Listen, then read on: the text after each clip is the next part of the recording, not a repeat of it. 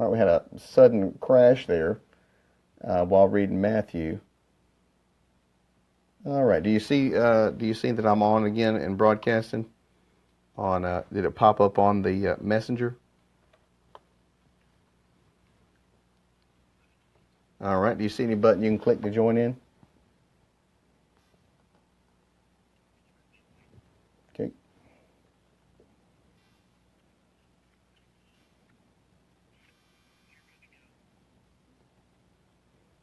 All right. Is there anything you see that'll let you join in, like request to join in and talk?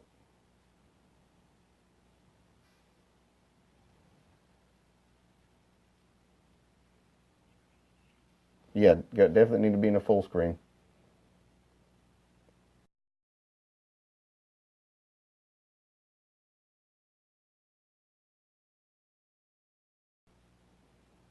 I'm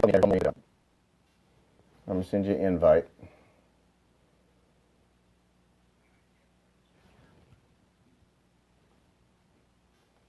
All right, there we go. Yes, definitely Adam. Oh,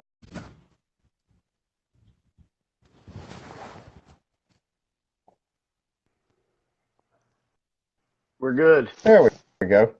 Now I see you. All right, let's get back into it then. All right, we're reading through Matthew here. Reading Matthew 5, and we just talked about the calling somebody a fool. It puts you in danger of Gehenna fire. And remember these, just because, and I like the King James. I read from the King James and I read it because I can get the Strong's Concordance out and it's lined up with that King James version. The King James comes from the Masoretic text and comes from the Received text, which is Textus Receptus, which is the majority text in the ancient world. That means that what there actually was available to people in the ancient world. That's the one that there was 1,500 copies of found. You know, they didn't have to go digging because the Byzantine Church had them. Let's see. Now, we've been told that if we're going to go and give clean hands gift on the altar, we need to take care of problems we have with our brothers before we come and try to offer God a gift, right? Yep. So he says, agree with your adversary quickly whilst you are on the way with him, lest at any time the adversary deliver you up to the judge, and then the judge deliver you to the officer, and then you're cast into prison. Because you got to understand, even though you might feel like you're completely in the right, if that judge decides against you, it's done. Because in Israel, if you defy a judge, then it's a death penalty. We didn't see that today, but we will see that. You have to honor the judges and what they arrive at, which is, of course, why there was such a hubbub when Peter, who was judged, because of these teachings, he was teaching people that Yeshua was Messiah. The Sanhedrin said to him, you got to quit this. You got to stop telling people that he was the Messiah. And he's like, well, it's better that I obey God than that I would obey men. And when he said that, you got to understand, there's lots of hardcore folks who read that Torah, hit you over the head with that Torah, and they said, you just told the judges that they don't know what they're talking about. You just broke the Torah. So that would have been a big tear between a lot of people. Even ones who looked at Peter and said, well, this guy's the real deal. He's solid. He's somebody we can depend on. But when you go and tell the judges that you're not going to do what they say, you're taking a big risk. You're letting a lot of people know that you are willing to break the plain reading of what the Torah says in favor of what you believe to be true. And that comes from Exodus, where they were talking about thou shalt not revile the judges, nor curse the ruler. That was today's reading. Yeah. Yep. Yeah, we read that today. We read that today in Mishpatim. You can imagine that him saying that was probably one of the hardest things he ever did, because the last thing he would probably want people to think was that he would go against what had been taught, that what God had given as his instructions to the people. That was probably the last thing he want people to think about him. But he had to side with Yeshua over them. All right, so it says basically, the judges have authority, so don't try to sneak out of dealing with the things you need to deal with. Thanks for joining us, Ivan. We're continuing to read in Mishpatim. We didn't get it finished today. All right, but I say to you, whoever looks on a woman with lust. All right, so here we go. We got the plain reading. Don't commit sexual acts with a woman, or you're going to have to marry her. And then you bump it up the next level. Don't even look on her in lust, because that in itself is like you're saying, I could marry that woman if I wanted to. And that is a huge responsibility. Not to mention that it's best that a man will only be married to one wife anyway. But we hadn't got to that particular teaching. Solomon had some issues with that, huh? Right eye offended. Well, I know my wife has some issues about it. I actually have a friend whose wife said that she would be okay with him having another wife, but she would have to approve of him. And I said, yeah. Well, yeah, I imagine my wife would probably say that too. Exactly. Because you could guess who she's going to approve of. Nobody. Exactly. All right. And here we got Matthew 5. It says, whosoever should put his wife away, let him give her writing of divorcement. But as I pointed out, the actual word writing is not anywhere in that statement. He says without giving her apostasion. Alpo is a particular, all right, what is that, Alpo? What does that mean in Greek? All right. I know that comes from Jeremiah, like where Jeremiah 3:6, where God said, exactly. And to Israel, I gave them a written letter of divorce, but it's not the word written. But basically, yes. He gave them a letter of divorce. Now, the word Alpo, like in Greek, we use prefixes to modify words. Alpo, when you put before vowels of word, if you put AP, it gives it the meaning of being away or off from or separate from or free from. Okay? So add that together with its root word, which means to withdraw from, to shun, to vex, to withdraw away from. When the translators translated this, they mistranslated this. This does not contain the word a writing of divorcement. They are saying that an apostasion is a writing of divorcement, but that is not a Moses sanctioned writing of divorcement. That is a Hillel sanctioned divorcement. That's you can kick her out of the house and you don't have to give her anything when you send her out. And because today we read, if you marry a slave girl, you can kick her out of the house. Well, God, that's a harsh way to say it. If she no longer finds favor with you, you can remove her from the house. But because she was a slave girl, you actually don't owe her anything. You don't have to pay her a fee like you would a woman you married from a family, because daddy and brothers are going to make sure you pay up on that dowry or whatever. Because if you divorce a woman, she's got basically two options. Well, let's say she's got three, but the third one is the least likely all of them. She's going to either have to return to her daddy's house and live with her father or her brothers, because no man's the third option would be a man might actually marry her, but it would not be a Levite, because a Levite's forbidden to marry anyone that's not a virgin. He absolutely couldn't marry you even if he wanted to. That's forbidden. And take it to the next step, it wouldn't be a Pharisee, because the Pharisees believe in keeping themselves just as ritually clean as any Levite. So they would be like, nope, I'm not going to marry her either. So the only thing you got left is a man who's way on the outside of the Israelite community, or she has to become a prostitute. And most likely she'd just have to become a prostitute, because she ain't going to go get a job at Burger King, because this was a time when women were barely allowed out of the house. Even in the Greek world, women didn't leave the house because it's dangerous for a woman to go outside. There's thieves and brigands out there, even in the Jewish community. Sure. Another thing too is the last week's Torah portion in Jethro.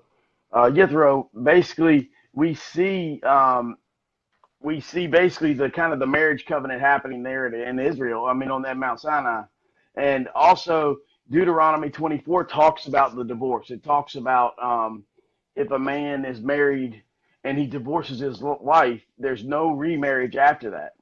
And we see in Jeremiah 31, 31, behold, the days have come, saith Yahweh, that I will make a new covenant with the house of Israel and with the house of Judah, not according to the covenant I made with their fathers in the day that I took them by the hand and brought them out of Egypt, which my covenant they broke, which that's an important part. And it says, although I was a husband unto them, but this shall be the covenant that I will make with the house of Israel and the house after that days, says Yahweh. I will put my law on their hearts, and I will write my Torah on their hearts. But we see also, he says, basically he's going to forgive their iniquity. But Jeremiah 31 or Jeremiah 3:6 talks about the fact that he gave Israel a written letter of divorce, and it says that that Judah deserved it, but Judah didn't get it. And the whole reason Judah didn't get the divorce basically was because God had promised David that until Shiloh came, the scepter will never depart from the house of Judah. And that's kind of how I interpret it. Everybody's got their own, but I mean. Well, then we got to. Go ahead. Well, we got to ask ourselves a question: by what legal authority can a woman chop herself in half and become two different women? Nope. Okay, so then how could Israel and Judah be actually two separate entities? Or maybe that was the point. They never were. Well, First Kings. Well, I know. But I'm saying that's where I'm not saying that I'm right. I'm just saying that's where they get it from, the teaching that they say. Basically, they split to the northern, and that's why we see all throughout the Old Testament. He's speaking almost to two different groups, and I'm not. Right. I mean, I don't know. I just think there's something a little bit more to the story, because you see him speaking directly to Israel and Judah. One, he says, played the harlot, but I don't know. I just thought it was pretty interesting that we see, and then Paul in Romans 7 talks about that divorce, that a woman can't remarry a wife, or a man can't remarry his wife if he divorced her. There's no remarriage there. So here's my question: if there was a divorce, how could God remarry us if he had divorced us? He couldn't. Well, Paul works around that, because he's like, any person's a Jew who is one of the heart. So if you're circumcised in the heart, then you're a Jew. Now that doesn't mean that he's trying to do away with the tribe of Judah or Levi or Benjamin, who were the. No, they're not being done away with. I'm saying that basically what God says he's coming to. In my opinion, he's coming to gather all 12 tribes. He wants basically he's coming in. The thing is you got to think there's ones that were scattered in the four corners of the earth, and that was the 10 northern tribes, because Jeroboam and what they did, he scattered them. Oh yeah. And so basically, when he said, "I came for the lost sheep of Israel, or lost sheep of the house of Israel," he came for the ones who had been, in my opinion, divorced, and because Judah had not been, they had not, because they couldn't have, because he promised David that the scepter would not depart. Now, what happened after he died, or after Yeshua died and resurrected? The temple was destroyed. He became Melchizedek. We become born again when we were baptized, just like they were baptized when they came over in Exodus, or through the Exodus out of Egypt in the water. We become baptized in the Messiah, and we can again be one in the covenant. The covenant was broken, but God never broke it. We broke it. I do that. Well, think about the baptism. Baptism is not water baptism. The baptism that Christ did with John the Baptist was the proselyte baptism, because the Pharisees said he was a Samaritan. So they would not even listen to him, to what he had to say, until he went through their proselyte process. That's why when he they went through the mikvah. John, he said, he had to be mikvahed, because they consider him unclean until he had been through a mikvah, because he had the dust of another land on him anyways, right? And you saw him call him a Samaritan, in the actual, they literally accused him of being a Samaritan at one point. Hey, real quick, last thing I'll say. Baptism, go ahead. Sure. Well, I was going to say, what about the Samaritan woman? Go ahead. Well, the baptism, let's stick with one subject at a time. The baptism that we go through is a blood baptism, and that is what we saw today. The shaking of the blood onto the people by Moses, that was the blood covenant, right? In Revelation, when John is looking at the assembled multitude of people, The angel said to him, "Who are they?" And then he's like, I don't know who they are. He said, "Those people who are wearing white robes, right? They are robes washed clean in the blood of the Lamb," is Absolutely. the way he phrases it. That is the that is the baptism literally in his blood. Like it Right. required his blood to actually make that covenant, which allows us to be to live in. Well, I mean, we're coming in as slaves, basically. That's why Paul in Romans said, "I, Paul, a slave of Christ." That's the first thing he said. I'm a slave of Christ, Bond because servant. he understood that even he had to come in through that, and because that's what we read about today too. He had his ear pierced to the doorposts of Christ's house, right? So to Mr. and Mrs. Christ's house, right? No, to in Yeshua's household. Um, let's see here. I heard it said 9 for 9, 2 for 2. All right, here we talk, and here we go. If any man sue you at the law, let him take away your coat, but give him your cloak also. So, because we saw here that if you have to give somebody your bond in form of your clothing, they have to return it to you by the end of the day, right? Whosoever shall compel you to go a mile, go with him 2. Give of him that asks, for from him that would borrow, do not turn away. Which again, this is just a repetition of what we've already read, which is when a person has need, you need to supply them with what they need. And when you loan them money, do not do it at usury. That's what we read today. You do not loan them money at an interest rate. That's what usury means. But honestly, the more you read, you're just going to find out basically you need to consider any money you loan to anybody is just a gift. If they give it back to you, awesome. If they don't even worry about it. Don't bug them about it, because you have no you have no ability to take it back from them. All you can do is ask them to borrow money from them when you need to borrow money from them. Because if they wait till the Shemitah comes, the debt's canceled anyway. So you can always avoid payment if you just hold out long enough, right? We just hope that's not the path that people would take. That's that, Matthew. Did we have, what was next after Matthew? We got some Mark. We got Mark 7, 1 through 23. Yeah, there you go. Will you read that one, since that's the long one? Oh yeah, I sure will. Give me 1 second. All right. That's right. So we got. I figured out how to avoid paying money back real quick. All right. The beginning of the good news of Yeshua Messiah, the Son of Elohim, as it is written in the prophets, "Behold, I send my messenger before thy face, which shall prepare the way before thee. The voice of the one crying in the wilderness, prepare ye the way of Yahweh, make his path straight." John did baptize in the wilderness and preach in the baptism of repentance for the remission of sins. And there went out unto him all the land of Judea and of Jerusalem, and were all baptized of him in the river of the Jordan, confessing their sins. And John was clothed with the camel's hair and with the girdle of a skin about his loins. And he did eat locusts and wild honey. And he preached, saying, There cometh one mightier than I, after which I should not latches his shoes. I am not worthy to stoop down and unloose them.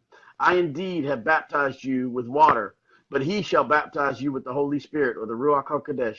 And it came to pass in those days that Yeshua came from Nazareth of Galilee, and was baptized of John in the Jordan. And straightway coming up out of the water, he saw the heavens opened, and the Spirit like a dove descending upon him. And there came a voice from the heaven, saying, Thou art my beloved Son, in whom I am well pleased. And immediately the Ruach, or the Spirit, driveth him into the wilderness. And he was there in the wilderness 40 days, tempted of Hasatan, and was with the wild beast, and the angels ministered unto him. Now after that, John was put in prison. Yeshua came unto Galilee, preaching the good news of the kingdom of Elohim, and saying, The time is fulfilled, and the kingdom of Elohim is at hand. Repent ye and believe in the good news. Now he walked by the sea of Galilee. He saw Simon and Andrew, his brother, casting a net into the sea, for they were fishers. And Yeshua said unto them, Come ye after me, and I will make you become fishers of men. Which that was that in Jeremiah? And straightway they forsook their nets and followed him. And when he had gone a little further, thence he saw James, the son of Zebedee, and John his brother, who were in the ship mending their nets. And straightway he called them, and they left their father Zebedee in the ship with the hired servants, and went after him. Um, I'll say another thing too that I was thinking. We definitely are baptized in the blood. I mean, that's what goes over the doorpost. That's what protects us. In the end. And then, but if you look at Noah too, Noah, what happened? He was after the flood. They basically started over. I guess I look at the water as almost starting over, because every time you see, like they started over. Whenever they left Egypt and they came to Sinai, they started over. Same thing with Noah and his family. They basically, the whole world started over again. They were starting over with the covenant. Also, we see through the baptism, we start over in the renewed covenant or the new covenant. Now, we definitely are, though, the blood is what it's basically the blood is what covers us. That's what he shed so that you and I could be forgiven. The ultimate sacrifice. What you got? You there? Hopefully my microphone will work. I had to plug it in again. Hopefully it didn't. Let me see if I can hear myself talk. I can hear you. Sounds good. Okay, it worked. Okay. I swear everything, you just never know if it's going to work. And that is anytime you go talk about God, it seems everything goes wrong, man. I'm telling you, it's like you better be walking on eggshells. You better know what you're doing. Especially if you got me trying to help you. Well, and that's why I'm real careful, because I used to be more sure than I am now about what I thought. And the more I learn, the more unsure I become about what things mean. I was pretty rock solid on that interpretation of moros. I thought that was about 2 or 3 years ago. I pieced that one together. And now I'm starting to wonder if actually he meant that if you spill the beans about what the Pharisees think, maybe that's what being a blockhead is. You assume that people who are incapable of even attempting to under that kind. Well, no, that can't be. It can't be that, because Yeshua. Who did Yeshua pick for being his disciples? I mean, you got Peter, James, John. You got fishermen. I mean, guys who obviously were not the intellectuals of the day. They were just regular guys. I think that's the point, though. Like he can teach us. You know what I mean? I'm a guy who never read a book my whole life growing up. Basically I dodged reading. I dodged everything my whole life, and I mean, all I do now is study the scriptures. I mean, he's changed me. He's changed my heart. He took my heart of stone and gave me a heart of flesh, and that's the promise that he does. And I think that's what he showed with his disciples. Yeah, I think you're onto something there, because he could take me. I mean, it's like you said, Jeremiah 16:16. But now I will send many fishers, declares Jehovah, that they will catch them. After that I will send many hunters, and they will hunt them down on every mountain and hill and in the crevices of the rocks. This is him getting a hold of Peter and Zebedee's sons and all that. Getting a hold of these guys. I mean, but a couple of them actually were disciples of John the Baptist. So there was a famous guy that they were at least discipling under, trying to learn, what they needed to know how to do. And, I don't know. It's like I want to assume that they're dummies because they weren't rich, but who knows? Maybe a fisherman was a rich job around Galilee. I don't know. I mean, considering he can pull up a 2 drachma coin in a fish's mouth, maybe that wasn't that strange an occurrence. I think the whole point, I truly believe that it was about the Ruach. It was about the Spirit. And it was about when he was with them, he was the bridegroom with them. I mean, I think it's because he even says what? Call no other man rabbi, because I am the rabbi. And if you think about it, right. What do we love to do? We love to go to man and have him teach us. And when we do that, right. Where does that really get us? Yep. It doesn't get us past the top layer of the Bible. I mean, exactly. If you got to be like the Bereans, and that's the thing. And by the way, in the Aramaic gospel, it actually says they're not rabbi but Rab, which is a different type. There's and this is modern day Jews will tell you about this too. But the rabbi is like teacher, and like obviously we got to be able to have teachers because Paul literally says some people are teachers. But the rab is the greater overarching man who has religious authority in a region. Like Hillel would be a rab. He's not just a rabbi, but he's like the big Zadik in the region who people go to get all the answers to everything. So he's like, don't go to him to get the answers. You come to me to get the answers. But I mean, it's okay to call somebody rabbi in the sense of that they are a teacher. right? No, no. He was basically saying, "Hey, come to me." And man is always we're supposed to always have an authority figure teaching us, somebody who's knowledgeable of the word. Exactly. But he just doesn't want us putting our faith in him to when the pastor messes up or the rabbi messes up, that we're done with the teachings altogether. Exactly. And yeah, unfortunately, I have been there. I have gotten burned in the congregation and said I'm never gonna go back, never gonna do any of that again. And he didn't allow that to be the case, though. I'm currently butt hurt, as it's called right now. But he ain't gonna let me stay away from him. I might stay away from a particular congregation, but he ain't gonna let me stay away from him. I know that. Let's go to Mark 10, 17 here. And when he was going forth into the way, there came one running and kneeled to him and asked him, "Good master, what shall I do that I may inherit eternal life?" And Yeshua said to him, "Why do you call me good? There is none good but one, and that is Elohim. You know the commandments: do not commit adultery, do not kill, do not steal, do not bear false witness, do not defraud, honor your father and mother." And he answered and said, "Yes, master, all of these I have observed from my youth." Yeshua, beholding him, loved him and said, let me see if that what that word loved is there. And it's probably agape, but let me make sure.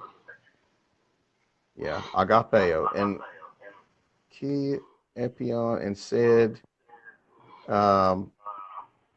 there's one thing that you lack. Go your way, sell whatsoever you have, and give to the poor, and you shall have treasure in heaven. And come and take up your cross, or storos, and follow me. So let me see if that word "come" is actually come after me, or if it means something. The place hither, calling here, come to time hither now. Strong refers to it as from Homer, of a place hitherto. Okay, so here, think about this interpretation of why this is why I think he said that to him. And of course, when I was in the church, it's like, I'm getting taught, vow of poverty type of stuff. But I don't think that's actually what happened here. I think the reason that he loved him, or agape, which is the love that is a covenant, right? I think that this young man that spoke to him, because when you read this account in another gospel, he's referred to as a young ruler. And some people say, oh, well, that was Paul. I don't think that was Paul. I think that this young ruler was a member of the Sanhedrin, and most of the Sanhedrin was either Levites or Pharisees. So if he's a Levite, or if he's telling himself he's a priest, right? But if he's a Levite, what are Levites not allowed to have? They're not allowed to have homes. But yeah, I mean, they're supposed to live off what the people have. Exactly.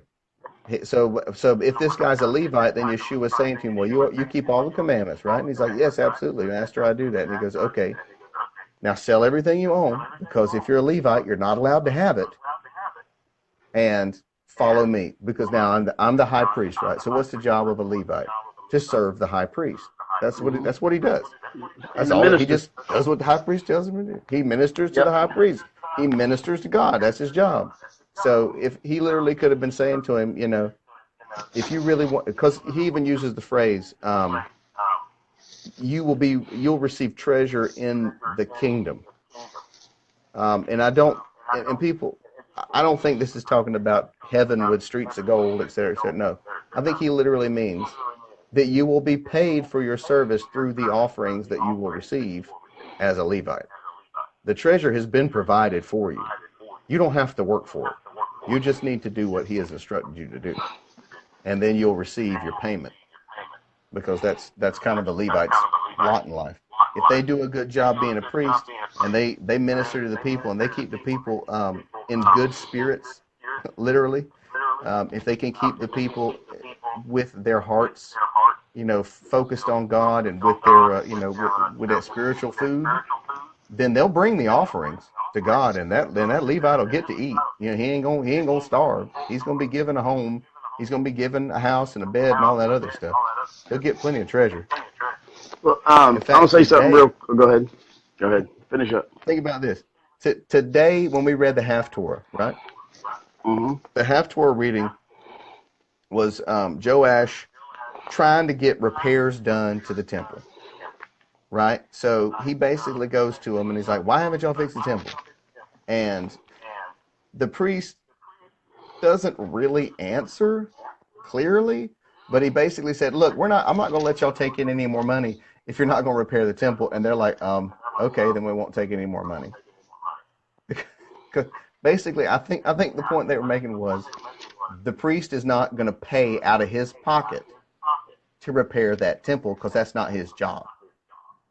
The people are supposed to pay into the temple, and then the priest used the money paid in to do it, right? Right. So basically, I think what the priest was trying to say to him was, that's why Joash says to him, "Listen, well, just let people give you whatever they want to give, right?" And it even makes it clearly even says certain money belongs to the priest. But what the high priest did was he took a Jehoiakim, I think it's Jehoiada, what his name, but he took like a chest, and he drilled a hole in it and set it out there by the altar. And he's like, "Okay, the money that comes up for people making their gifts that God has established belongs to us. That's our treasures. You can't take it from us. But if people want to, you can throw money in the community offering pot if you want to, and we'll use that money to fix the temple," right? Because it almost seems to me like the priest is saying, "Listen, you ain't gonna rob me to fix this temple, because you're supposed to be paying me to do my job."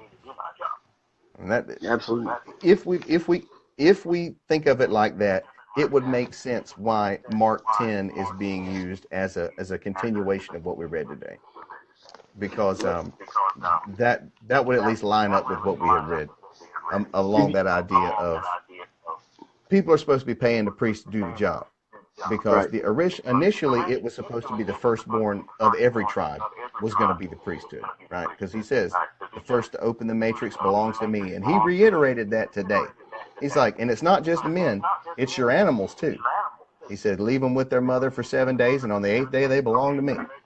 So don't try to take them for yourself, because they belong to him." So the same way with the children, what he allowed them to do was to redeem the firstborn child to stay with the family. But if they did not pay that redemption price, then that child should have been given to the temple.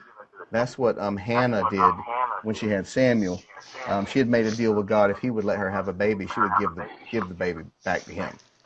And that's exactly what happened. And Samuel, after he was weaned, got taken to live with Elias, and the high priest basically became his daddy.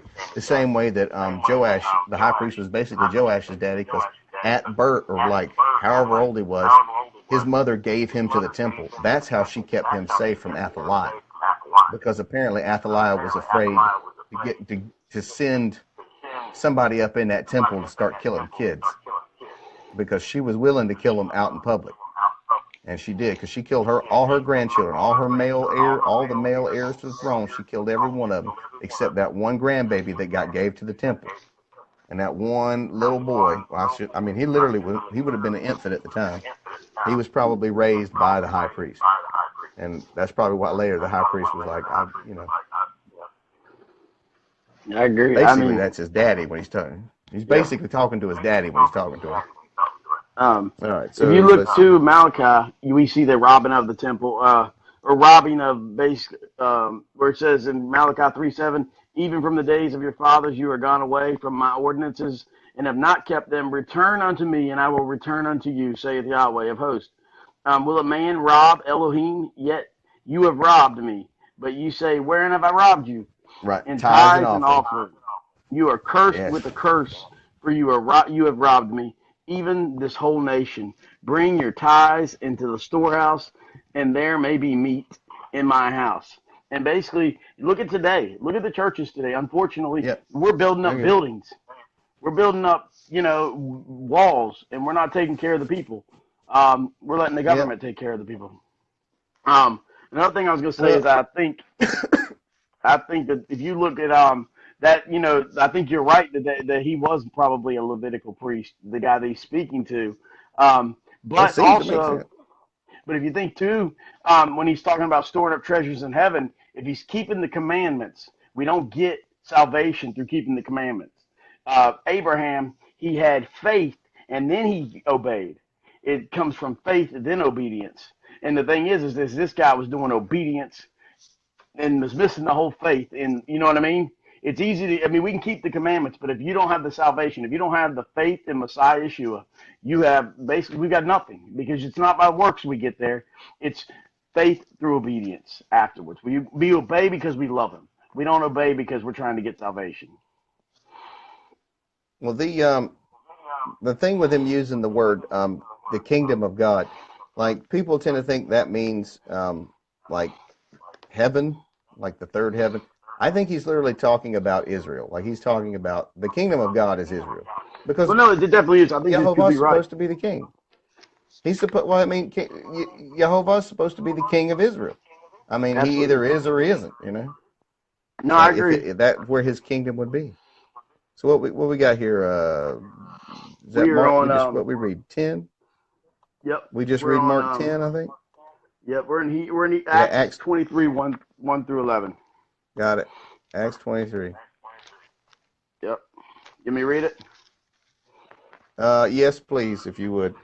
All right. And Paul, earnestly beholding the council, said, Men and brethren, I have lived in all good conscience before Elohim until this day. And the high priest Ananias commanded them that stood by him to smite him on the mouth. Then said Paul unto him, Elohim shall smite thee, thou white wall, for you sittest thou to judge me after the law, and commandest me to smitten contrary to the law. And they stood by and said, Revilest thou Yahweh's high priest? Then said Paul, I was not, brethren, that he was the high priest, for it is written, Thou shalt not speak evil of the ruler of thy people. And when Paul perceived that one part were Sadducees and the other Pharisees, he cried into the council, Men and brethren, I am a Pharisee, the son of a Pharisee. Of the hope and resurrection of the dead, I am called into question.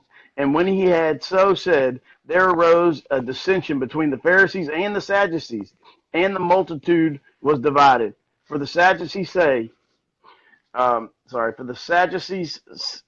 for the Sadducees say, there is no resurrection, neither angel nor spirit, but the Pharisees confess both.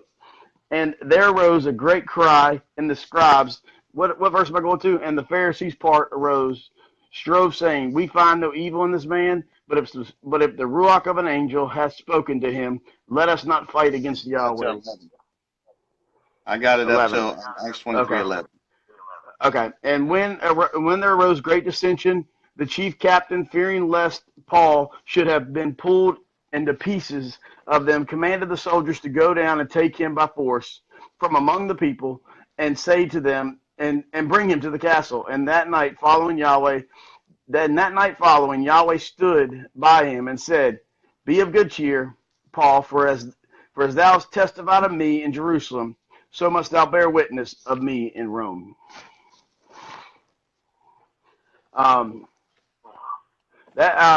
We were talking about this today in our at our Shabbat study, and they were basically questioning him for calling out the high priest. But if you really think about it, the high priest is supposed to honor the Torah.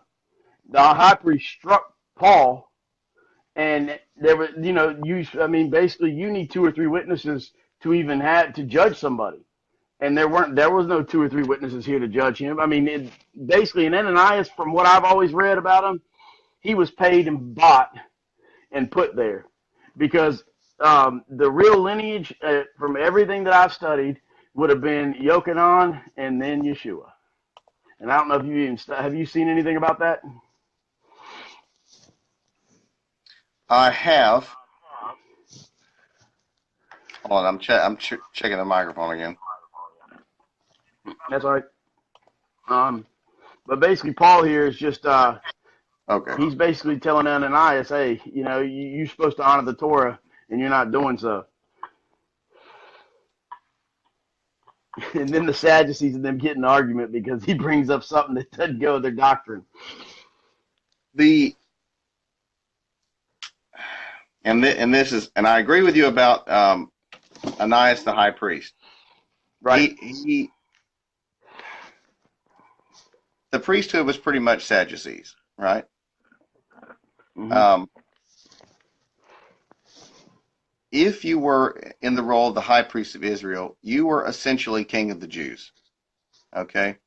Now, Herod the Great wanted to be identified as, quote, king of the Jews. Mm-hmm. However, is that me? He was an Edomite, so nobody would get even though he tried to convince people he was a Jew, everybody knew he was an Idumean, and they were not gonna have him call himself king of the Jews. Right. He married a Hasmonean princess, and in fact, later when his son married brother, what does it say? He married when Herod, was it Antipas or Agrippa? I can't remember. I think it was Herod Antipas. He married his brother Philip's wife.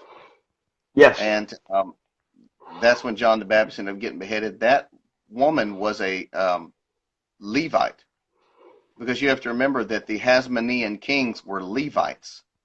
They were a Levitic kingship, which is forbidden by the Torah, by the way, because Judas is supposed to have the crown blood.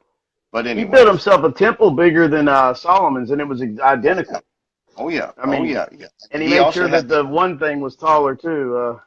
Well, he had the temple records of genealogy burned so that no one could prove that he wasn't Jewish.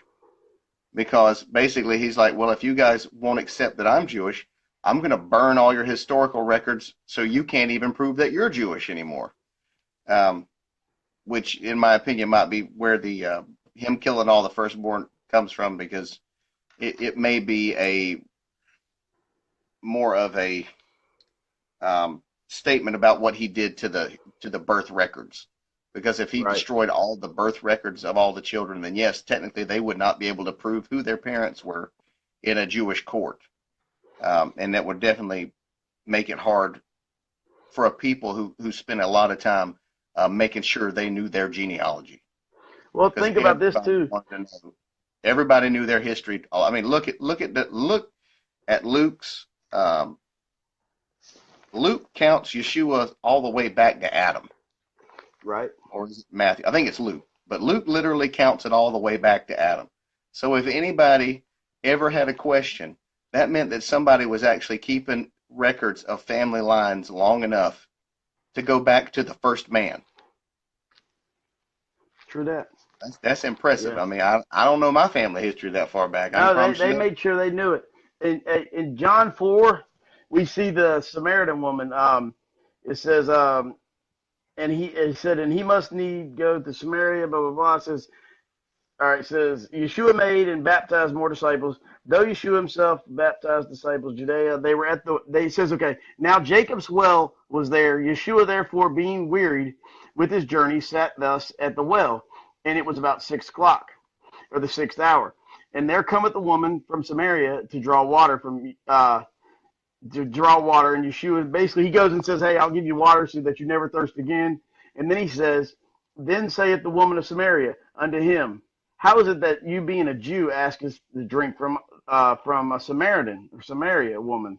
And then he says, Yeshua answered and said, for I know it's the gift of Elohim, and who it is that saith to thee, give me a drink, and thou wouldst ask of him. But then he goes on to say, Okay, it says the woman saith unto him, Sir, has nothing to draw with the well? Is it's deep and whence? And that's how the living water says, Art thou greater than our father Jacob, which gave us this well? Now tell me this. How was the Samaritan woman from Jacob, the line of Jacob at the Jacob's well? Some people forgot their lineage. Or they knew their lineage, but some people, she was a Samaritan woman. And she was a I was thinking about this when we were talking about the lineage. They even knew their lineage. They knew that they came from Jacob. Because she was what were the Samaritans? Were they, would they have been considered Gentiles? Brought in by the Assyrians to fill up the land after it had been decimated. After Assyria conquered Israel, it was empty, and they brought people in there. Supposed to be Edomites, I believe, that they brought in, which Esau. That's Esau's family. No, it's Esau. It's not Esau's family, because I thought that. And the Samaritans actually came from. She was from basically one of the northern kingdoms. I did like for school, and I almost failed because of this when I was in a Southern Baptist seminary school, and I did my thesis on this, and she was from one of the tribes of Israel, from one of Jacob's. That's why she says, "I am Jacob," or what she say, "Art thou greater than our father Jacob, who gave us this well?"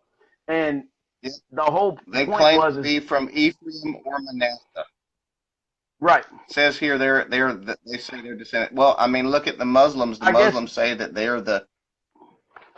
Muslims say they're the true that Jacob and Esau, that they are they're not wait, it's not, I'm sorry, not Ishmael. I'm thinking Ishmael and Isaac. You're thinking Esau. Ishmael. There's just Isaac, and they're Isaac's real children. Right. I mean, that's what they teach. I mean. Right. I guess I was looking at it like this woman basically because if the Jews basically that's one tribe, Judah. Mm-hmm. Right? They took on. I mean, it's also Benjamin too. Well, right? A modern Jew, like the term Jew, is a broad term for anybody who lived in Judea at the time. Modern Jews will tell you that the term Jew is not just the tribe of Judah, but it's supposed to cover all 12 tribes. Right. Whether, like, for instance, there's lots of Jews who have the last name Levi or Levite or Levi, and they still call themselves Jews.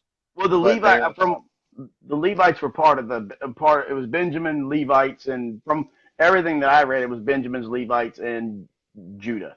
But there was also anybody else who decided to basically stay there, I guess. I don't know. I think it's kind of odd because I look at Yeshua going to all these different nations and speaking to all these different people, and yet these people are actually worshiping the Lord, but he's saying, no longer you'll worship me in spirit and truth. These people were still trying to do it. He did say, I came to the lost sheep of Israel. Maybe he considered the Samaritans some of the lost sheep of Israel. That's what I'm thinking. Yeah, maybe he did. Because when the woman from Tyre came to him, that's when he said, I came only to the lost sheep of Israel. She said, well, don't the dogs get to eat from the master's table too? That's the grafted in. Yep, those are the ones that are grafted in. So it doesn't matter your lineage. It's not about lineage. It's just, I just think it's interesting. It's about, we're grafted in to become part of the Commonwealth of Israel, but there are some lost sheep out there. And I think it's really the whole story about the prodigal son too. We look at that, and there was a set of children that one child went out and slummed. And I mean, you look at us today in the Gentile nations, we pretty much have done it all. But I mean, I don't know. I just thought it was pretty neat. We were talking about lineage. Well, let me step back to your point that you were making about the term Jew, like when someone says Jew. The modern Jews will tell you, and this is what the rabbis teach, is that Ephraim, Manasseh, Issachar, all of them have already reunited together, and that occurred in Babylon during the Babylonian captivity. Right. That there was, because Babylon had defeated Assyria, so a lot of the slaves that were taken into Assyria were reunified with the people in Babylon. And that the mixed multitude that came back from Babylon contained all 12 tribes, and that's when they came to just being calling themselves Jewish. Right. And that's the Pharisees' line with that, which is why when a lot of people in this, kind of coming to this understanding of Yeshua, will say, well, hey, I'm Ephraim, or I'm Manasseh, I'm one of these 10 tribes. Well, I mean, You you don't might know, be, but but they the don't Jews know. aren't going to think so. They're going to be like, no, it don't matter, man. We already got back together in Babylon, so it don't matter if you think that you're returning. Right. Well, Some do, some don't. there's a set of basically they're in Israel. There's a group of people, and they kind of realized that Yeshua had come for the lost tribes, and I forget the website, but they're actually trying to recruit the people, the lost sheep, back into Israel now, and they're trying to get them to convert to Judaism. So that and I'll they, do it. huh? I'll do it. I know, not me, not me. I'll pay in flesh. I'll do it. I'll Nope, negative, not I'll me. do it. I'm not. I'll convert to Messiah. I would. Well, if that's the point, if they're asking you to convert to Judaism, as long as I don't have to You have to denounce reject the Messiah. Yeshua, that's fine with me. No, you But have to denounce him. yeah, but well, yes, Jamashmo, of course, may his Yeah, name be forgotten, or whatever that yeah. phrase is that they use, which is Yeshu is the abbreviation for it. But yeah, I'm not a no. I wouldn't do that. And of course, I've even heard, watching Michael Rood talk about it, that there's even trouble for some Messianic Jews who literally have a Jewish mother and all to be able to go back to Israel, because the question is Jewish a religion, or is it by blood, or do you Right. have to have both? Well, Rabbi Parat, this guy named Rabbi Parat, his dad was like, or his grandfather was like one of the head of the Sanhedrins, and this guy basically came to Yeshua, understood. I mean, and his grandfather denounced him. His mother denounced him. His grandfather actually threw a vase and busted his head. He still got a scar down the front of his face from that. And even his grandfather died denouncing him, and basically told him, the only way you come back is if you denounce the Messiah. Yeah. It's a serious thing over there for them, and but that's why it says that they'll eventually look upon the one that they pierced, and we're supposed to provoke them to jealousy. Well, and I mean, exactly, and I talked about that today, that concept of provoking a jealousy, because today we learned about how we're supposed to be hospitable, right? You're not supposed to take advantage of a stranger. You're supposed to welcome a stranger in, because you were a stranger in Egypt. You're supposed to know what it's like to be the odd man out. You're supposed to absolutely. welcome people. So along that line of reasoning, um, we should not Jews should not be living in these enclaves where people feel like they can't have anything to do with them, or that they don't want them to have anything to do with them, No, because they're no, supposed to definitely be not. a welcoming. When a person goes into the Jewish quarter, they should be so excited by both the behavior, the lifestyle, and the blessings that are poured out on those people, that you should look there and you should say, wow, I need to know what these guys are doing that I don't know about, because I need to be getting what they're getting. Like they should be in driving us to jealousy, but Well, because they've changed from how it was meant to be at the beginning, now it's literally been flopped the other way, and he's literally saying, hey, you make them jealous, because they're yep. not being jealous of me like they should be. Well, if you think about it, the when would they have ever been jealous of Christianity? The last They, 20 they years. never would have. But I'm saying the last 20 years, that like I've seen many stories of Messianics who go over there, and they're like, well, what are you? You do what? The Sabbath? Why are you wearing tzitzit? Like they Yeah, can't they get it. don't They like don't grasp. Well, they they're don't like even there's well, the elders don't, but I found out that a lot of the common people, they don't even have a clue, because it's almost been hidden from them. Oh no, They don't. it just seems weird. Let me tell you what. I was walking through Walmart. I was doing a job at Walmart running wire one night. Had another guy with me, um, Stephen Blake, who does some Christian rap. But we were working together on the job, and we're both wearing zits, walking through Walmart, following the guy that's the head of the crew. And the guy's head of the crew looked back at us and he said, hey, his tassels are longer than your guys's. And we're like, what? And we walked right past this young Orthodox boy, right? He's there with his mom. She's very modestly dressed. He's got foot and a half long zit. He's probably 12 years old. And he looked at us, and we looked at him. We pointed at him, and we pointed at our zits, and we pointed at his zits, and we smiled at him. And he just had the weirdest look on his face, like He didn't know he what to had do. he didn't know it. He was like, I don't know what's happening. No. And I said to Stephen, the next time that boy sees his rabbi, he's going to have the strangest story to tell him that he's ever heard. Because Stephen's black and I'm white. He's going to say, I saw a black man and a white man in the South walking around wearing zits almost hand in hand with one another. You know. No, that, hey. This is the weirdest thing. I know. And either his rabbi is going to say, it's the time of the Messiah, or his rabbi is going to go, I don't know what's going on. You know, 'cause well, they say that, like, I know the Messianics over there are getting they're getting treated pretty bad in some spots, but they say that a lot of the the people who that aren't in the head part, the fair or the rabbis and stuff, the lower folks, when they see it, they got tons of questions. They're like, what do you mean? They're like, you're Jewish, they tell them, they'll be like, no, I believe in the Messiah. They just said, we don't care. You do Sabbath, you do that, you're Jewish. Exactly. You're Act Jewish. Act Jewish. You want to go to Hebrews, or where we at now? Got Hebrews 9, 15 through 22. Yep. For this case, he is the mediator of the, let's say, renewed covenant, that by means of death, for the redemption of the transgressions that were under the first covenant, that which are called might receive the promise of eternal inheritance. For where a testament is, there must also by necessity be the death of the testator. For a testament is of force after men are dead. Otherwise it is of no strength at all while the testator lives. Yep. Whereupon neither the first testament was dedicated without blood. And actually it says, they added the word testament. Neither was the first covenant dedicated without blood. And that's referring to the covenant we read about today. For when Moses had spoken every precept to all the people according to the law, he took the blood of calves and goats with water and scarlet wool and hyssop, and sprinkled both the book and all of the people, saying, this is the blood of the testament which Elohim has enjoined unto you. Moreover, he sprinkled with blood both the tabernacle and all the vessels of the ministry.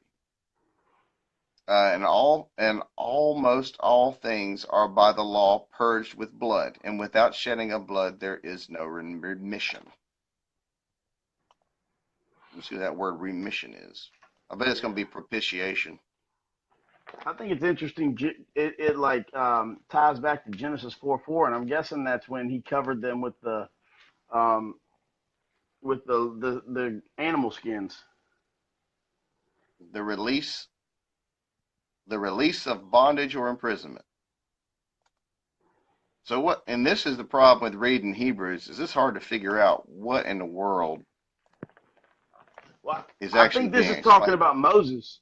I think it's talking about Moses, because Moses didn't make it. He's talking about what he did. But then he also, you got to think, he didn't go into the promised land. He died before he went in, and the person who made the covenant basically gave up his life. I mean, he basically did not make it into the promised land. Now, they said it was because of the rock, but but at the end of the day, here it says that the person writing the covenant, or the testator, the mediator, he has to die. And he didn't make it in, and we read that. I think was that in this, that'll be in the next portion. No, actually I lied. That'll be in Numbers, like at the beginning. But we were talking about that today at the Shabbat study, that basically we were all saying Moses didn't make it in, and that would kind of make sense if you think about it, what he's saying here in Hebrews. But Hebrews is a difficult. Who do you think wrote this, Paul?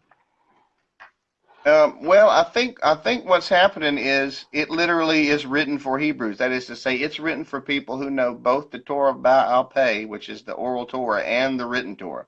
Because I think there's a lot. Because today I don't remember reading that it was with red wool that he had sprinkled that blood. It just said he sprinkled the blood. Here we see special details like he did it with hyssop and this and this and this when he sprinkled the blood, right?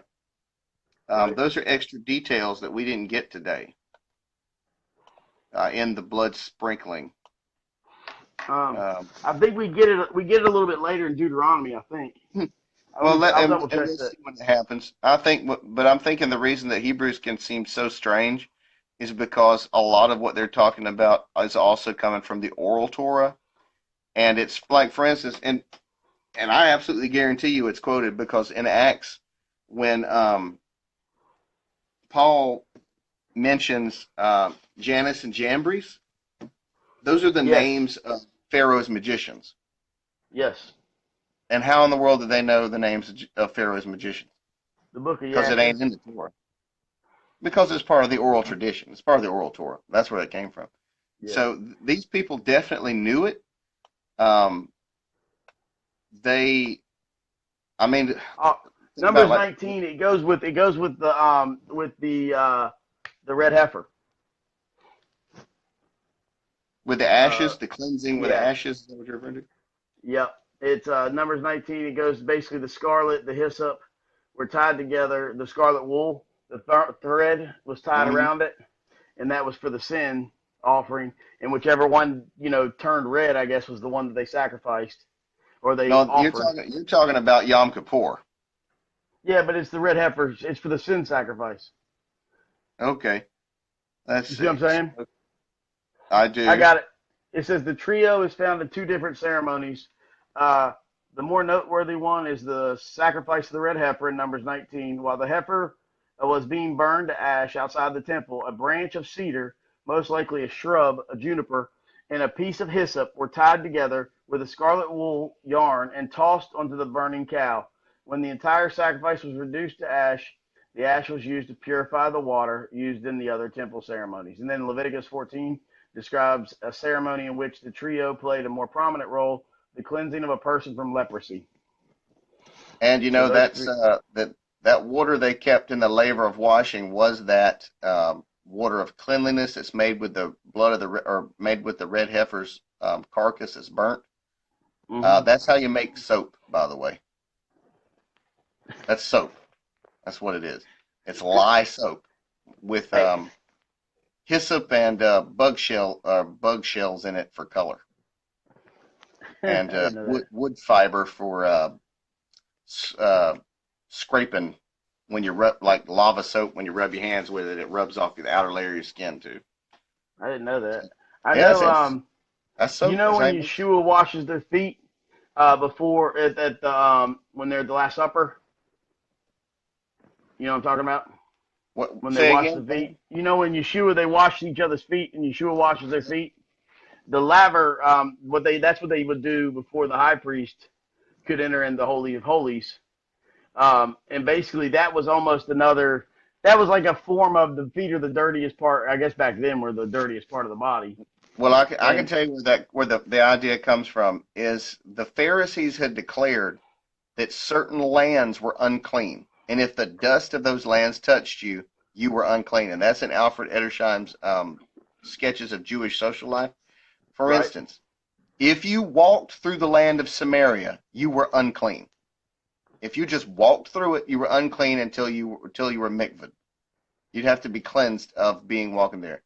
So that will give you some perspective on why Yeshua, when he sent the disciples out 2 by 2 to the cities, he said, go to the cities, preach to them what you've seen, preach to them the Messiah's come. The ones that accept you, stay with them. The ones that don't, knock the dust off your feet and leave, because those cities are the unclean places, the ones where the Messiah will not be accepted.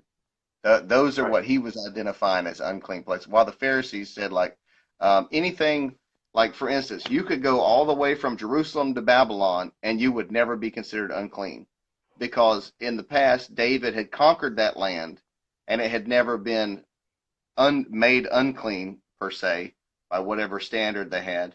So you could walk that whole distance and you'd never be considered unclean. But if you went through Samaria, you'd be considered unclean because Samaritans were there, right? If you mixed in, like, there was a road and he had maps and everything in that book, and I'll get it again and read it sooner or later on so people can hear it. But basically, there was a road that ran down the east side that ran down to Bethany and up into Jerusalem. It was the road that was the most dangerous road to go on because that's where all the thieves and the robbers and the brigands were. But That's people would go and walk that road rather than go through Samaria, which was completely safe, because they didn't want to be considered unclean by the Pharisees. Because if you came in the unclean way, they wouldn't let you in the synagogue unless you'd done, whatever ritual they wanted you to do.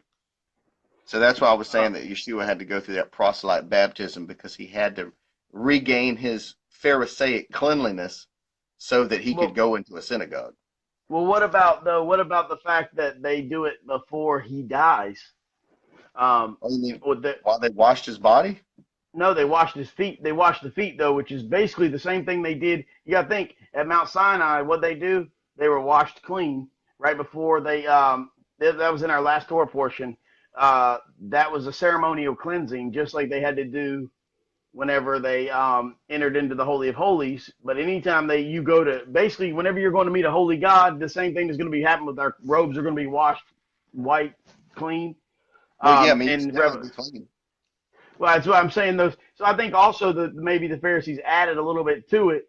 You know what I mean? But also we have to be. I mean, we see it throughout the scriptures. We need to be washed clean before we can even meet a holy God. And I just know that the washing of the feet was something that was supposed to happen routinely, regularly. You know what I mean? Yeah. And that's what. And it's the same thing they were doing in the laver, but that was just a foot basically washing of the feet. Well, you're right. Before the priests could go into the holy place, holy holies, they needed to wash their feet and hands, absolutely. Which is why I think that the reason, and this is part of this is my own opinion, but right, dig this. If you recall the ritual to see if a woman has been faithful to her husband, it says you have to take her to the priest, right? And the priest I just read about that the other day. And the priest makes her hold a grain offering that has not been mixed with oil in her hands, right? And he takes the water and he writes a scroll that contains the name of God. They have to put God's name in this document, right? She has to swear an oath that she's been clean with God, on God's name, right? Then they rinse the words off into the water and make her drink the water and eat. She got to eat the offering, drink the water. Okay, well, when you drink flour and water, what's going to happen? Not good. How do you make bread? You mix flour and water, okay? And you put flour and water in a warm, moist place and add yeast, and it's going to swell. I mean, that's how you make bread, right? So it says that the priest has to take dust from the floor of the temple and put it into the mixture. So if the priesthood has been keeping the floor of the temple spick and span, spotless, clean, and keeping their dirty little feet washed instead of coming in there with their feet dirty, then there should be very little yeast on that floor to cause that bread dough that woman just ate to rise. But if they have not been keeping their feet clean, if they've been letting whoever come up in there walk around barefoot and not do what they're supposed to do, haven't been cleaning the house like they should be cleaning it, then there'll be all kind of yeast all over that floor. And they'll feed it to that woman, and that bread will grow inside of her belly, and her belly will swell. Now, and again, that's just my opinion. You'll notice that even though this is said to be a test of a woman's faithfulness, the penalty for that test is not death. The penalty for that test is social banishment, like social. Her husband can put her out. But at the same time, it's not that she'll die. She'll have to become a prostitute probably to live, but she's not going to be killed for it, even though it's supposed to be proving something. So what I really think is being proved there is the question is, since the husband couldn't take care of his wife and run his household, are the priests at least running the household of God properly? And if they are, they'll do the test, and her stomach will not swell, and the priest will say, take your wife back home with you and forgive her for what it is you got against her, and get back with your life and get back to living. But if the priest has not been doing that, has not been keeping their feet clean and maintaining cleanliness like they're supposed to, that woman's stomach will swell, and the priest will say to her husband, she's done something wrong, you throw her out now. When really the real responsibility was never on the woman. It was first on her husband because he's the one that brought her there in the first place. And secondly, it was on the priesthood because they weren't doing their job properly. Well, the same thing And Adam and Eve. I think the woman's supposed to be more like a gauge for how well Israel is running.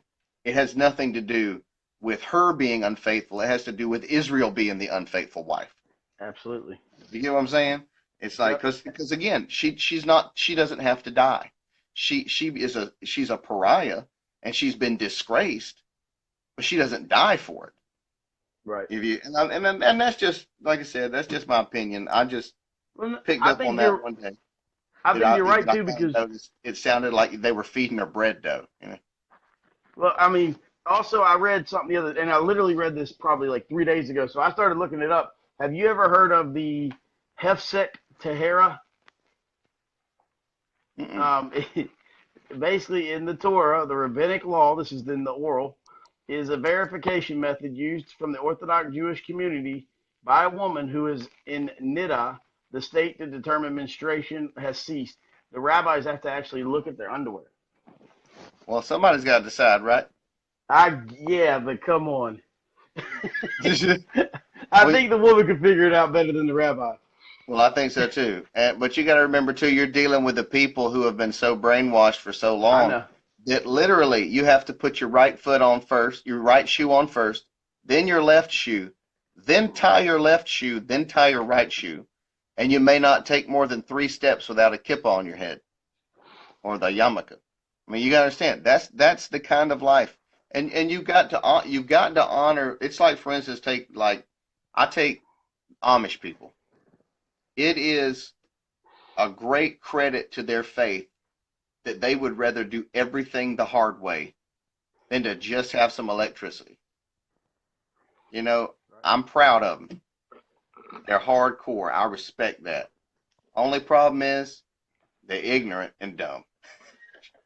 Come on. That's the problem. But when people come up, when people come up in a particular way of life, they are going to cling to that way of life and twist the word of God to suit that way of life. They're not going to change the way of life. And there's some will. I guarantee you there's some people who grew up Amish who left it behind and became believers in Yeshua. I guarantee you there's some people that grew up in Orthodox Jewish homes and are today believers in Yeshua. They absolutely are. Because they're there. You can watch their testimony on One for Israel. There's a whole YouTube channel dedicated to Jews giving their testimony about what Yeshua has done for them. You know, there's always going to be the exceptions who step out of that fold, but a lot of people are happy just being a part of something. If you look at religion in a whole, it's all pretty much brainwashing. Well, I'm stiff-necked, I'm hard-headed, and Yeshua got me when I was real young, so I tend to cling to him, and and I have tried. I tell you, I promise you, I have done my best to let him go. I have done my best to walk away. Quit going to church when I was 13 years old and didn't go back to one till I was probably 25. And let me tell you, when I walked up to the doors of the church, it felt like a force field was blocking me from walking in them doors. It was like, I'm telling you, it's like somebody put up a straight up Star Trek force field over that door. I couldn't open it. I mean, I couldn't get close enough to put my hand on the door handle. I just couldn't do it. I turned around and walked away, and a person that I knew who had no idea that I was coming stuck their head out that door and saw me and said, "Oh, hey, Ray, do you want to come inside and talk to the pastor?" And I was like, yes, I do. I do. And she walked me inside and sat me down in a chair. They didn't have pews. We didn't have that kind of money. Had a folding metal chair, and I sat my butt down in a dark room with the praise band practicing up on the stage in front of me. And all of a sudden, I just sat there, and I thought I was, there's 1 or 2 people sitting in some of the chairs, and a voice behind me said, "Well, this is a safe place." And I said, "That's good, because that's where I need to be." And I turned around, and there was nobody behind me. And I was like, okay, I guess it's gonna be that kind of day today. So that's how it got started for me. It's like literally, I walked away as far as I could, and yet there he was waiting on me as soon as I walked back in the door. Yeah. For me, I basically I did everything and anything to try to not open the Bible. I grew up Catholic, and I remember like I just didn't ever want the religious lifestyle. I looked at it, I thought it was boring. I was a partier. I'm a recovering addict. I'm a recovering alcoholic. Um, I wanted everything but God. I always knew I needed a relationship with Him, but I didn't want it. And I tried everything in my life to stay out of that. And I remember about 6 years ago, God really started showing me the things that were going on in this world. And every time I researched it and I dug deep into what was going on, I saw the evil of this world. And I saw who these evil were worshiping. And it was to the point to where I was scared out of my mind, to the point that I opened the Bible and I'm like, I need to open this book because there's a group of people who are really worshiping the other, worshiping Hasatan, and they are pushing that agenda. And I started realizing it, and I was scared to death, and to the point where I opened the Bible, and the Bible for the first time in my life, when I opened it and read it, it was like I had a different set of eyes. I could understand the word. I read Revelation as my first book ever, and it was basically God gave me spiritual eyes, and that was the first book I ever read. And then I read through the whole Bible within like 3.5 days. My wife was like, "What are you doing?" You were But absorbing. dude, yeah, I had spiritual eyes, and it was like a fire hose of knowledge hitting me. It's pretty amazing.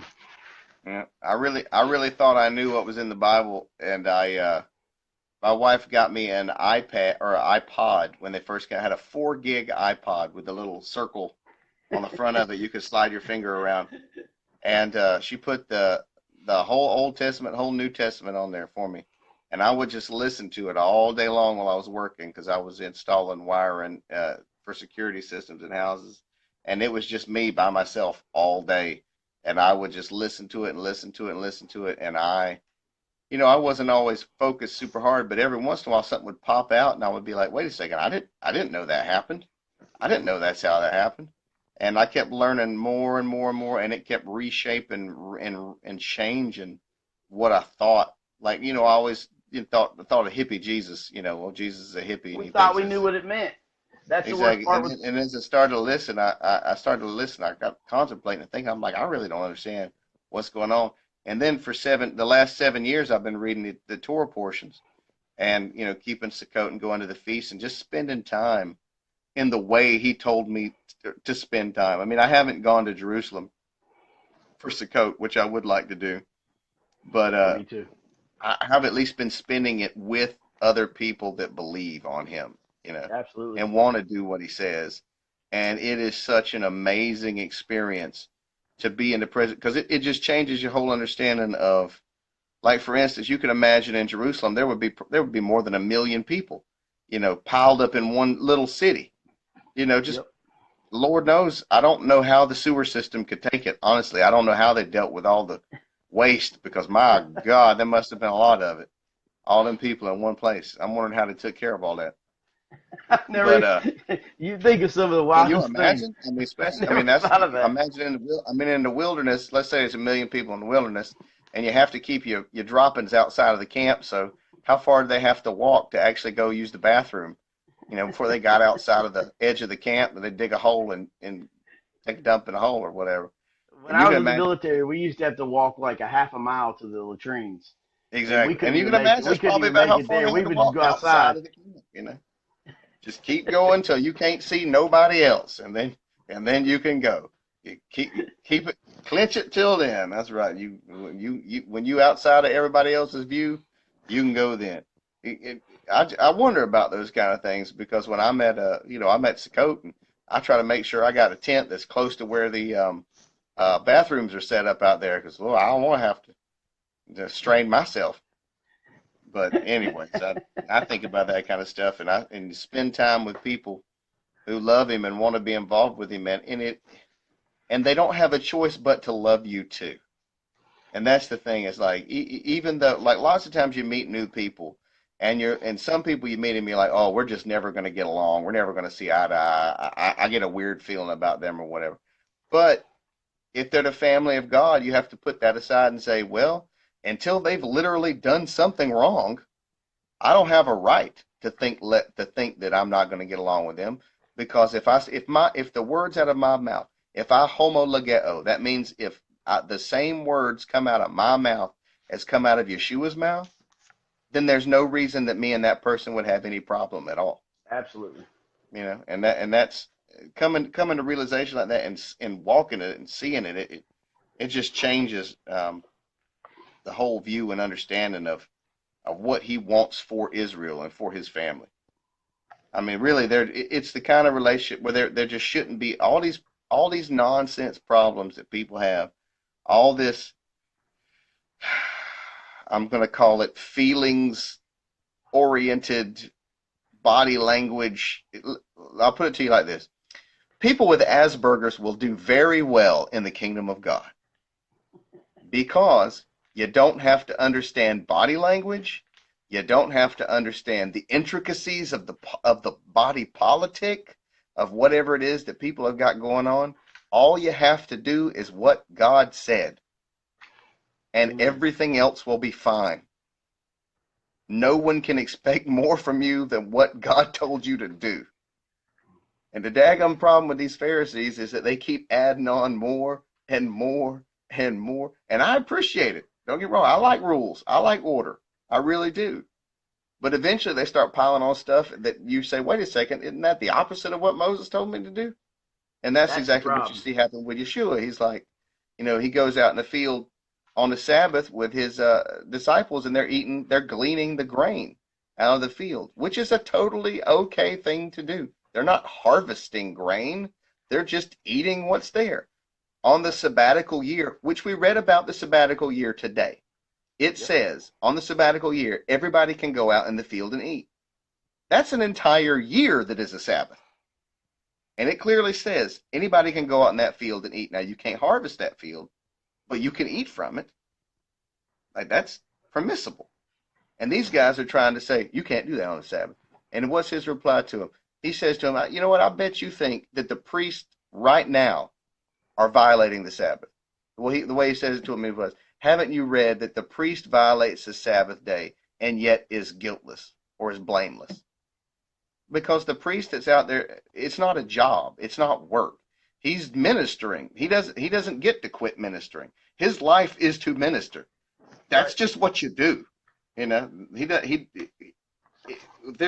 have no right to consider ministering to the Most High God or to his people to be a stressful thing that's causing you to fall apart, because that ain't true. No. For me, there's nothing. You're appointed to that position too. We're appointed to that position too. That's the thing. Like, I think you look at these priests. I mean, if we were right, and these weren't the high priests that were put in position, and they were actually paid. They weren't appointed. The Pharisees got paid out of the temple treasury. That's why it was, and this is in another Edersheim book. The Pharisees got the temple tax instituted in about 70 AD, 70 BC, under one of the Greek queens who had been ruling that region. I can't remember. I think it was Cleopatra was her name. It was Cleopatra. I think that's what, not the Cleopatra that was with Julius Caesar, but one of the previous Cleopatras. And they instituted, I'm trying to remember. I think I almost had it, but I lost it. But they instituted the temple tax to pay for all those improvements to the temple, and because the Pharisees got paid for their teaching through the temple tax too.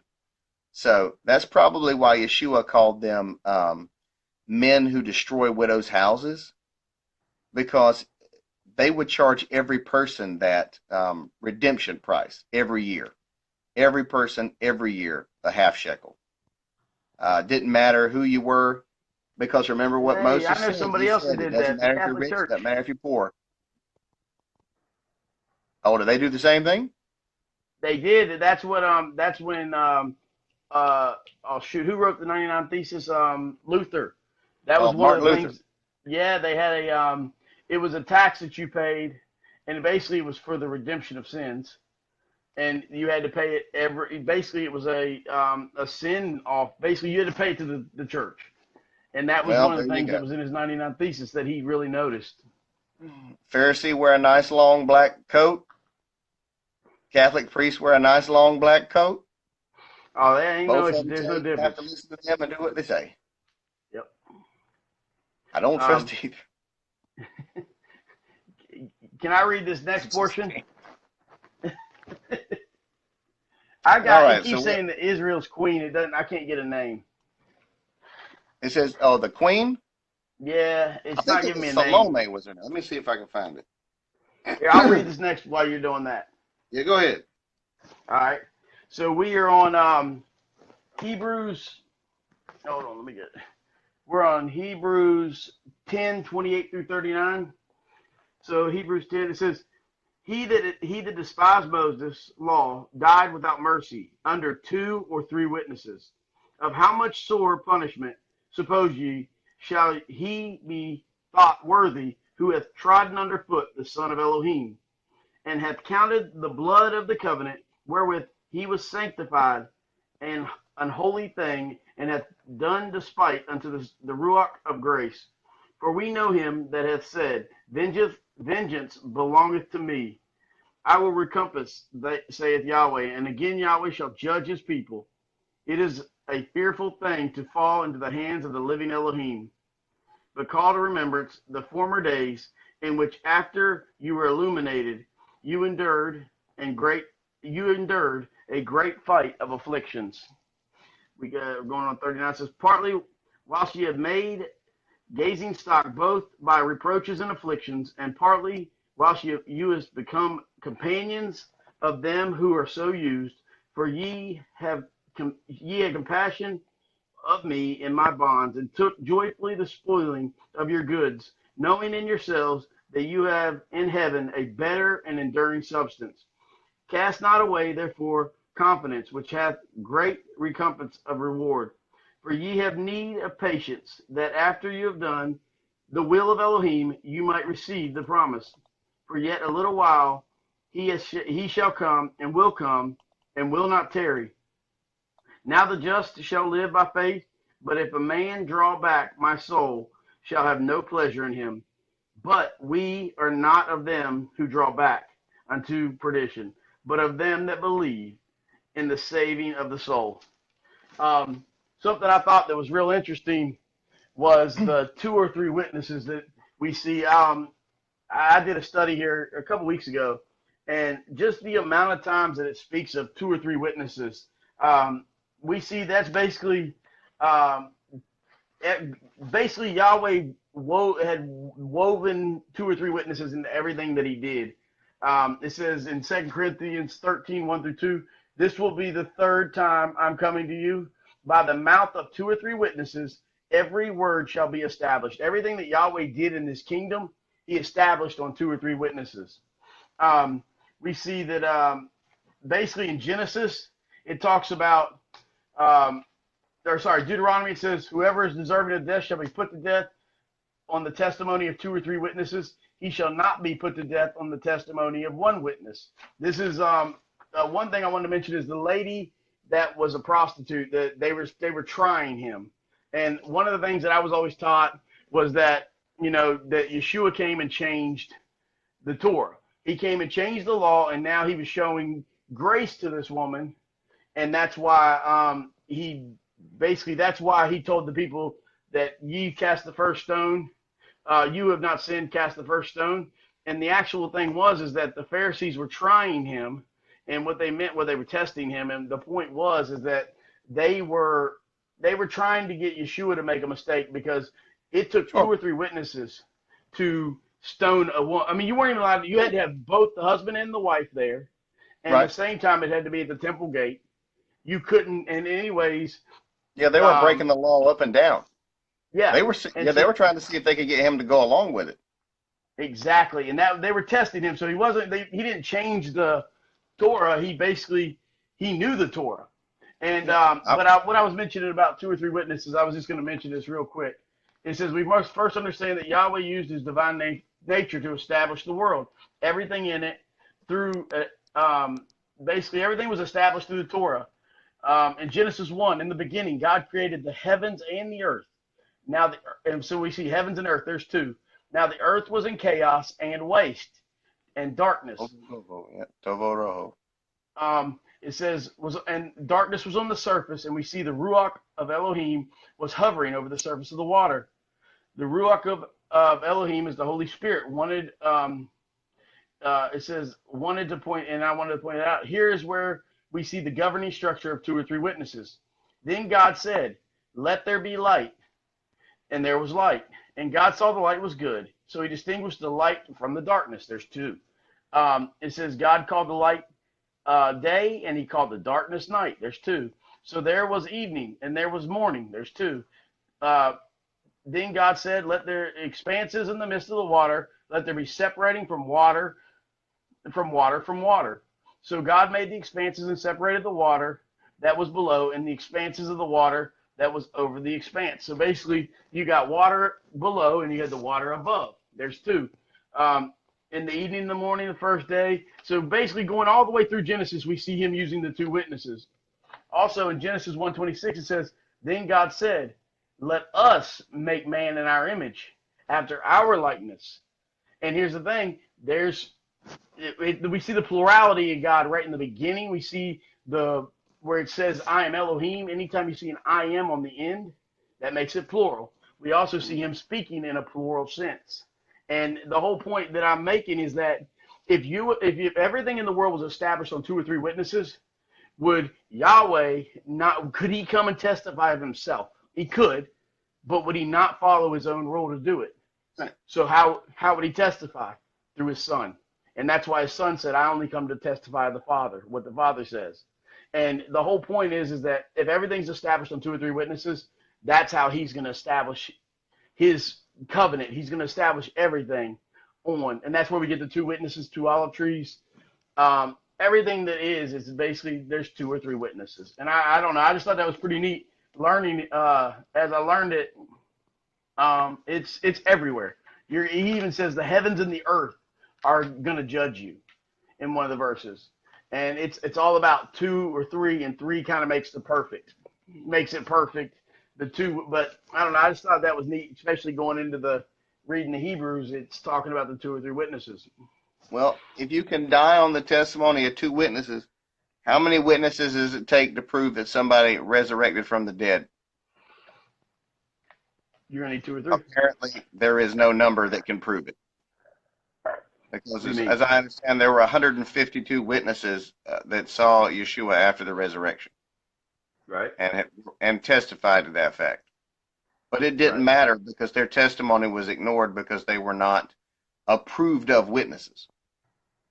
Because that's the trick. Is the word says 2 witnesses is all it takes. Well, that's why he sent them out 2 by 2. And the disciples.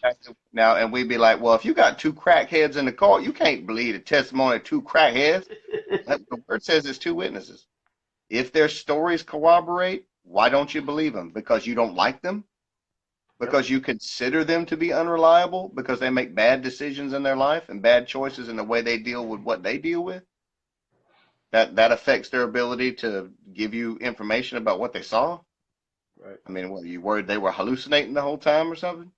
And they won't accept the testimony. And this is the problem I have. And this is, by the way, is why I have trouble dealing with flat earthers, because they will not accept evidence.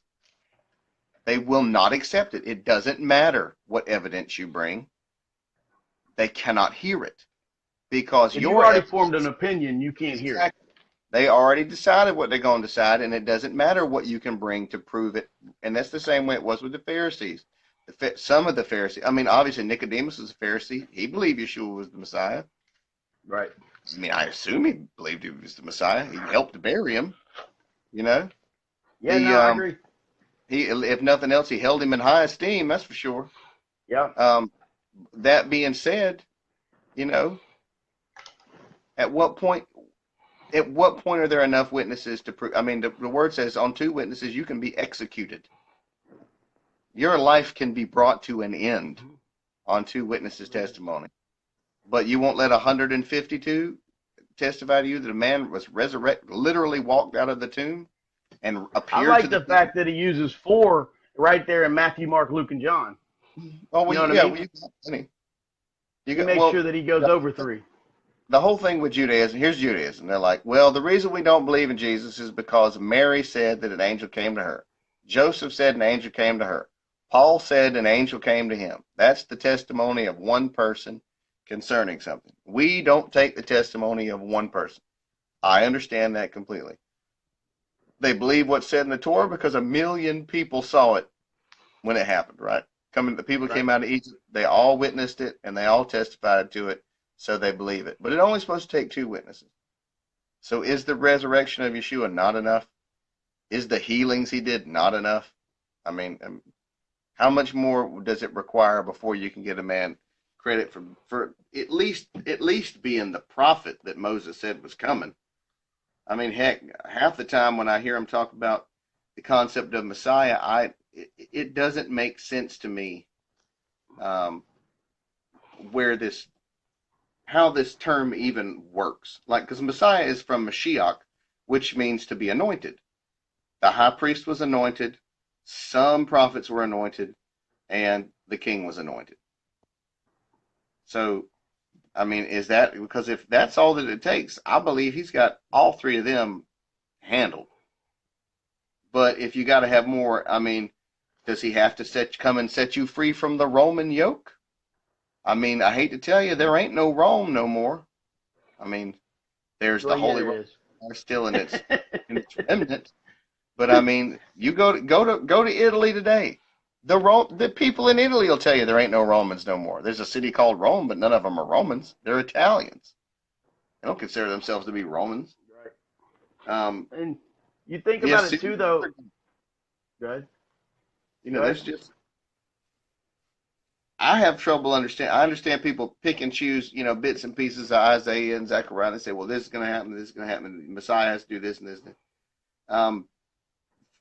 Like I wrote a song called Solomon's Porch, and it is about what happened at Hanukkah while Yeshua was at Solomon's colonnade. So and this is John 12. So he's in Solomon's colonnade. People come up to him and said, tell us plainly, are you the Messiah? He says, I've already told you. Why don't you just look at the works that I've done? They'll speak for you. Right, okay. So his works are educating the people, helping them understand what they're supposed to be doing, and healing people. That's what he's doing, right? Right. But that's not what they want. They don't want a healer. They want a warrior. They want somebody who's going to go and drop kick Rome and get them out. They want another Judah Maccabee. That's what they want. That's what they think Messiah is. I wrote the line in the song. It goes like this. It's like, you're looking for another Maccabee, but I and the Father are one. That's the whole hook right there before the chorus kicks in. Because that's exactly the way I read it, is that they want a warrior. That's what they think Messiah is. Superman gonna fly in with a lightsaber and laser beam eyes and chop down all of Rome and make everything change. When that isn't even really how Rome worked. I mean, Herod the Great had been the king because Augustus Caesar gave him the position. Before that, it was the Hasmoneans ruling on behalf of the Greece, because even though, yes, they technically won a civil war that got Antiochus out, they still, I'm sure, had to pay taxes to him. He just allowed them to govern themselves the same way the United States is allowed to self-govern by King George. It doesn't mean that the land and the minerals and everything else don't belong to him, because they do. It's in the Treaty of Paris. Just go and read it. We don't own anything. We just get to use the land and the water and the trees and fish the streams. It's all in the Second Treaty of Paris. You know, feel free to read it. Oh. People build these, you know, fantastic, legendary tales in their minds of things that happened. And even the rabbis will tell you, the only reason they celebrate Hanukkah, it doesn't even have to do with the what happened at the temple. It doesn't matter that the temple was rededicated.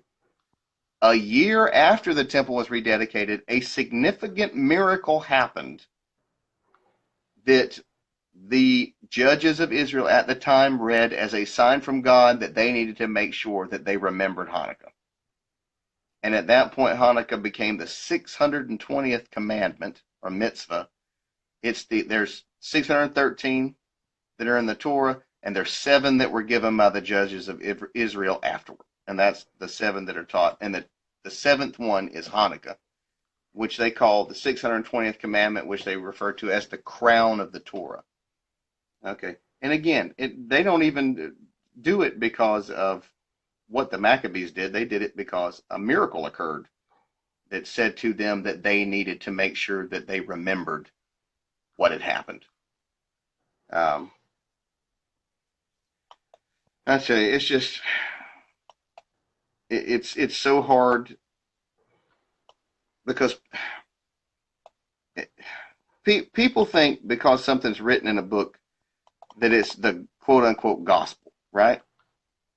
So every time I read, like for instance, I know people who will pick up the book of Jasher and they'll say, blah, blah, blah, Jasher this and blah, blah, blah, Jasher that. And, you know, maybe it is accurate. Maybe it's not.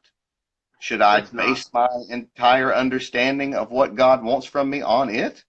No, I can't. I got to go with what's written in that Torah. I got to have some foundation stone that I can build on. That's exactly what Yeshua said. He said, you build your house upon the rock, it'll stand. If you build it on shifting sand, those are laws that constantly change, right? Like the Roman law is shifting sand. It's one day this is illegal, the next day this is not illegal anymore. I mean, there was a time when if a black man drank from a water fountain that said white only, he'd go to jail. That ain't the law no more. That law has changed. That the sands have shifted, you know, and thankfully so. Anyways, I found the let me read you the thing about the enforced payment of the temple tax. Okay. Tribute enforced by law. This is Alfred Edersheim's book, The Temple and Its Ministries. It had been a century before, during the reign of Salome, that's her name, Alexandra, about 78 BC, that the Pharisaical party, being then in power, had carried an enactment by which the temple tribute was to be enforced at law. It need scarcely be said that there was not the slightest scriptural warrant. Indeed, the Old Testament nowhere provided legal means for enforcing any payment for religious purposes. The law stated what was due, but left its observance to the piety of the people, so that alike the provision of the temple and for the priesthood must have varied with the religious state of the nation, which is what we just talked about. Like I said, if the priests are doing a good job keeping the people up spiritually, they'll make their donations. They will get their pay. If they're not, then the whole thing's going to start falling apart. All right, so he references Malachi 8 or Malachi 3, 8 through 10 as a reference to that. But irrespective of this, it is a matter of doubt whether the half shekel had been intended as an annual payment. Its first enactment was under the exceptional circumstances. That's Exodus 30:12. We hadn't got there yet, but that'll be the only time you see it, is one time Moses asked for it. And the mode in which, as we are informed, a similar collection was made during the reign of Joash suggests the question whether the original institution by Moses was not treated rather as affording a precedent than as laying down a binding rule. That's 2 Chronicles 24, 6 through 11. He cites that. At the time of Nehemiah, we read only of a self-imposed ordinance at the rate of a third, and that is not a half shekel, but a third of a shekel. But long before the coming of Christ, very different views prevailed. The dispersed abroad regarded, and that's the Jews who lived outside of the land of Israel, regarded the temple as the one bond of their nationality as well as their religious life. Patriotism and religion swelled their gifts, which far exceeded the legal dues. Gradually they came to regard the temple tribute as, in the literal sense of the words, quote, a ransom for their souls, unquote. So many were the givers and so large their gifts that they were always first brought to certain central places, whence the most honorable of their number carried them as, quote, sacred ambassadors, unquote, to Jerusalem. The richest contributions came from those crowded Jewish settlements in Mesopotamia and in Babylon, to which the dispersed had originally been transported. Here special treasuries for their reception had been built in the cities of Nisibis and Nahardia, whence a large armed escort annually accompanied the ambassadors to Palestine. Similarly, Asia Minor, which at one time contributed nearly 8,000 pounds a year, had its central collection places. In the temple, these monies were emptied into 3 large chests, which were opened with certain formalities at each of the 3 great feasts. According to tradition, these 3 chests held 3 seahs each. 1 seah is a peck or a pint, so that on the 3 occasions of their opening, 27 seahs of coin were taken. How the money was spent. All right, this is what they actually used it for. The temple revenues were in the first place devoted to the purchase of all the public sacrifices. That's the Tamid offerings, stuff like that. That is, those offered in the name of the whole congregation of Israel, such as a morning and evening sacrifice, that's the Tamid, the festive sacrifices, etc. This payment had been one of the points in controversy between the Pharisees and the Sadducees. So great importance was attached to it that all Israel should appear represented in the purchase of public sacrifices, that when the 3 chests were emptied, they took expressly from, quote, for the land of Israel, and from another, quote, for the neighboring lands, that is, for the Jews that were resident, and from the third, quote, from distant lands. Beside the temple treasury defrayed all else necessary. Besides the temple treasury defrayed all else necessary for the services to the sanctuary, all temple repairs, and the salaries of large staff of regular office officials, such as those who prepared the showbread and the incense, who saw the correctness of the copies of the law used in synagogues, who examined into the Levitical fitness of sacrifices, who instructed the priests in their various duties, who made curtains, etc. Here's the good one. Not omitting, according to their own testimony, the fees of the rabbis. And after all this lavish expenditure, there was not only enough left to pay for repairs to the city walls and roads and public buildings about Jerusalem, but sufficient to accumulate immense wealth in the treasury. So yeah, when the Romans came, they knew that they was going to get a big payday when they took the temple, because it wasn't no small treasury that was in Jerusalem. There was money. You got to understand, and I've been reading this, the temple treasury payments were so big and so well known around the world that the Caesars of Rome had to set up, like Julius Caesar and Augustus Caesar, had to set up special laws concerning making sure that the Roman governors kept their hands off of it when it came through their lands. Like they had to literally protect that money so that it would make it to the temple, because it was a big fat chunk of change coming right through a trade road. And even if you had enough armed soldiers to fight off the thieves, the local political thieves could have come and tried to take a cut. But the Caesars wouldn't even allow it to happen. It's amazing what Jehovah was doing for the people at the time. But here we see the Pharisees are the ones who forced people to pay this half shekel redemption every year. Now, don't get me wrong, that's why they could have that gigantic temple that Herod built, because there was money to build it. But on the other hand, if you were a poor widow, you still had to pay the half shekel. There's nothing that could keep you from having to pay it. And if you didn't pay it, then they'd have you prosecuted and take your property as payment. That's why it's called being forced at law. And this is probably why Yeshua called them, at least some of the Pharisees, he said that they would, let me see if I can find it, widow's house. The widow was donating on whenever Yeshua pointed out that she'd given up her last dime or whatever it was. Mm-hmm. Here we go. I found it. In the case of the people, leaving the whole of their fortune to the temple is so often discussed that it must have been by no means an uncommon occurrence. There's lots of people when they died would actually just give all of their wealth to the temple. Yep. To this practice, Christ may have referred in denouncing the scribes and Pharisees as, quote, devourers of widows' houses, and for a pretense they make long prayers. Matthew 23:14. For a good deal of this money went in the end from the temple treasury to them, although there is no evidence of their intriguing for personal gifts. That's good. So literally he's saying that they literally might have even been trying to push into the minds of widows the idea of you should just give all of your wealth to the temple when you die.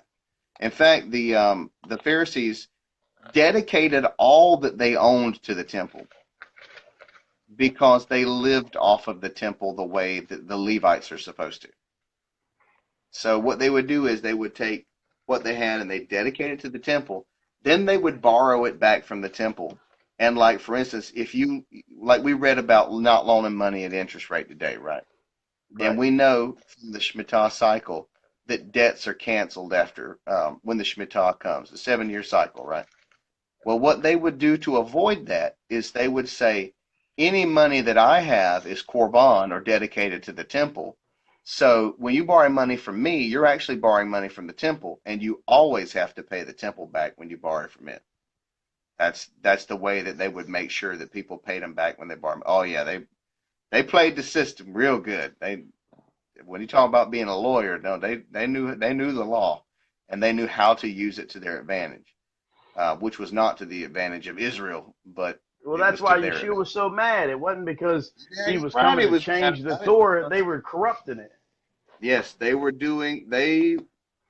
committing practices that were so obviously not what God wanted, and yet you really couldn't fault them. Because if you use the words of the scripture, they would hand it back to you. They would cut it up and hand it back to you in a different way and say, well, with our reading and our oral law, we know that that's not what Moses meant. You just think that because you are moros. You're a fool who does not know the secrets that come from the mouth of the Pharisees. So basically, you can't win for losing, right? Well, that's what they do today. They basically take you. They see the Rabbi Parat was saying that you can go ask them, ask 32 rabbis, you'll get 32 different answers. 32 different answers. You got 2 Jews in the room, you get 32 opinions. That's the way it is. Because Hebrew is a 3-dimensional language. They say, nothing is clear about exactly what it means. Like, for instance, it said you're supposed to circumcise. Well, in English, we said circumcise, but the word that's in Hebrew doesn't actually mean cut off the foreskin. It's just understood to mean that. But specifically from the way it's written and what it actually says, it doesn't even imply that. They just had to kind of come to understand that is what it meant. And there's some other examples, which is a good argument for why you need the oral Torah. Because, for instance, like at Sukkot, you're supposed to bring the fruit of a beautiful tree is kind of the way it's written. And like, what does that mean? Well, they decided that in the oral Torah that meant you bring an etrog, which is a particular citrus fruit. And then, of course, they've got an entire lesson on why it's the etrog and all the seeds inside of it and how it's exactly the number, et cetera, et cetera, et cetera. So, it's hard to know, man. I tell you, I'm wondering if I got called up in front of some Sanhedrin, if I'd be able to stand up to that kind of ridicule. And what would I do if they told me? I'll tell you a story. I was the first church, the one that I went to, where I literally heard the voice out of nowhere say, "This is a safe place." I went there, and I love it. It was a spirit-filled church, incredible music, and it was just great. And everything was just humming along, and I was finally getting my opportunity. I was going to get to sing in the praise band, and I had fulfilled jumped through every hoop, done every duty that the woman praise minister wanted me to do before she let me sing. I did every bit of it, read the books. We practiced one time, and it was awesome, and she chose the songs I was going to sing, and it was just going great. And then all of a sudden, I just felt it in my heart. Yehovah just said to me, "Now I want you to dance." And I'm like, I don't dance. I'm a good singer though. And it's time for me to get to sing, Lord. I'm about to sing for you. He's like, yeah, you could sing for me, or you could dance like I want you to. And I was like, but I'm supposed to, I've been waiting a long time now. I'm finally going to get to sing. He's like, what you could sing, or you could dance like I want you to. And I'm like, all right, I'll dance. So I'm literally the next Shabbat, and we were keeping the Sabbath at that time. Oh, We had okay. gone from being a Sunday congregation to be a Sabbath keeping congregation. And I was finally going to get my chance to sing. And I called the music minister and I said, well, I feel like I need to withdraw from the praise team and I need to, spend more time with my family and such. And she's like, well, I mean, we're finally going to get you where you wanted to be. Are you sure? I'm like, yeah, I didn't say to her because God wants me to dance. That might have seemed, I wasn't that confident in my spiritual leadingness at that point. So I just told her I was going to spend more time with family, which I did because we did have to practice like 3 times a week. So anyways, I start coming to the congregation and I pick up this stick and I'm wearing my t-shirt and I had my khaki pants on and I was dancing. I danced like a man. I danced like David before the ark. I danced like I was glad to see it and I was in the holy presence and it was a blessing for me to get the opportunity to dance. Don't get me wrong, I wasn't naked. I wasn't just wearing an ephod. I was clothed, but I was definitely being masculine, as I was doing. I wanted God to know that I gave him my all. I'm not good at it, but I'm not going to let anything stand in the way of me letting it all hang out for him. So that went on for about 4 weeks. All of a sudden, I get called into an elders meeting, and the elders are like, first time I ever been, never even, I mean, I never got in trouble in school or anything, and I'm real careful about not stepping on toes. And so they were like, well, some people are, what was the word that they used? It wasn't offended, but are basically saying stuff about your dancing. And I'm like, well, that's odd. But I tell you what, since you're in charge, and I hadn't read any of the rules. I didn't know none of what we read today at that time. I didn't know I was supposed to honor. I said, I tell you what, I don't know nothing. You guys are in charge. If you tell me not to dance, I'll quit dancing.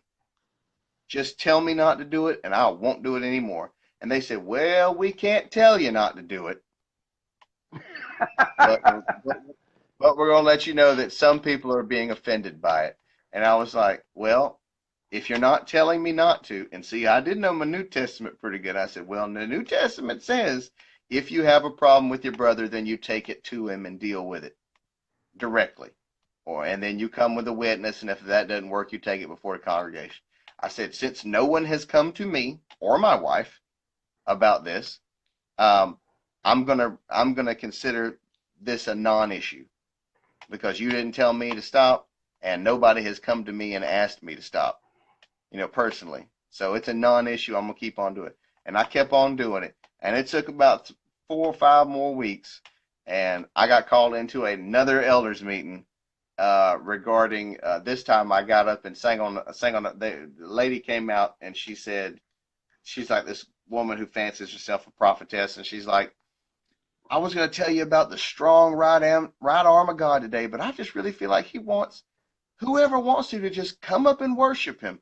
Don't even worry. I don't. It doesn't even matter what I was going to say. Just come up here and worship him if you want. If you feel like you need to be worshipped, just come up here and worship him. And I'm like, woohoo! Because finally I can get up there and do some singing. So I ran up and got on a microphone. Her daughter, who's not even a part of the praise band, got up, played the piano. A guitar player got up there. Great little thing happened. Wonderful, beautiful little thing happened. Next week, I get called into an elders meeting, and they're wondering why I got up and sang on that microphone when I said I wasn't going to be a part of the praise team. And then I clearly pointed out to them that the girl playing the piano had never been a part of the praise team. Did she also go to have to end up in an elders meeting because of this? I'm like, y'all, I've already given y'all the opportunity to correct me and tell me what not to do. At this point, I am confused because I think you're all confused about what you think. And that was the last time I ever went there at that point. But at that point, I realized that even when I had tried in my heart to obey the judges and let them properly instruct me, if Jehovah's not in it, they won't even be able to instruct you. I mean, literally, these guys were telling if something's wrong, correct people and move on.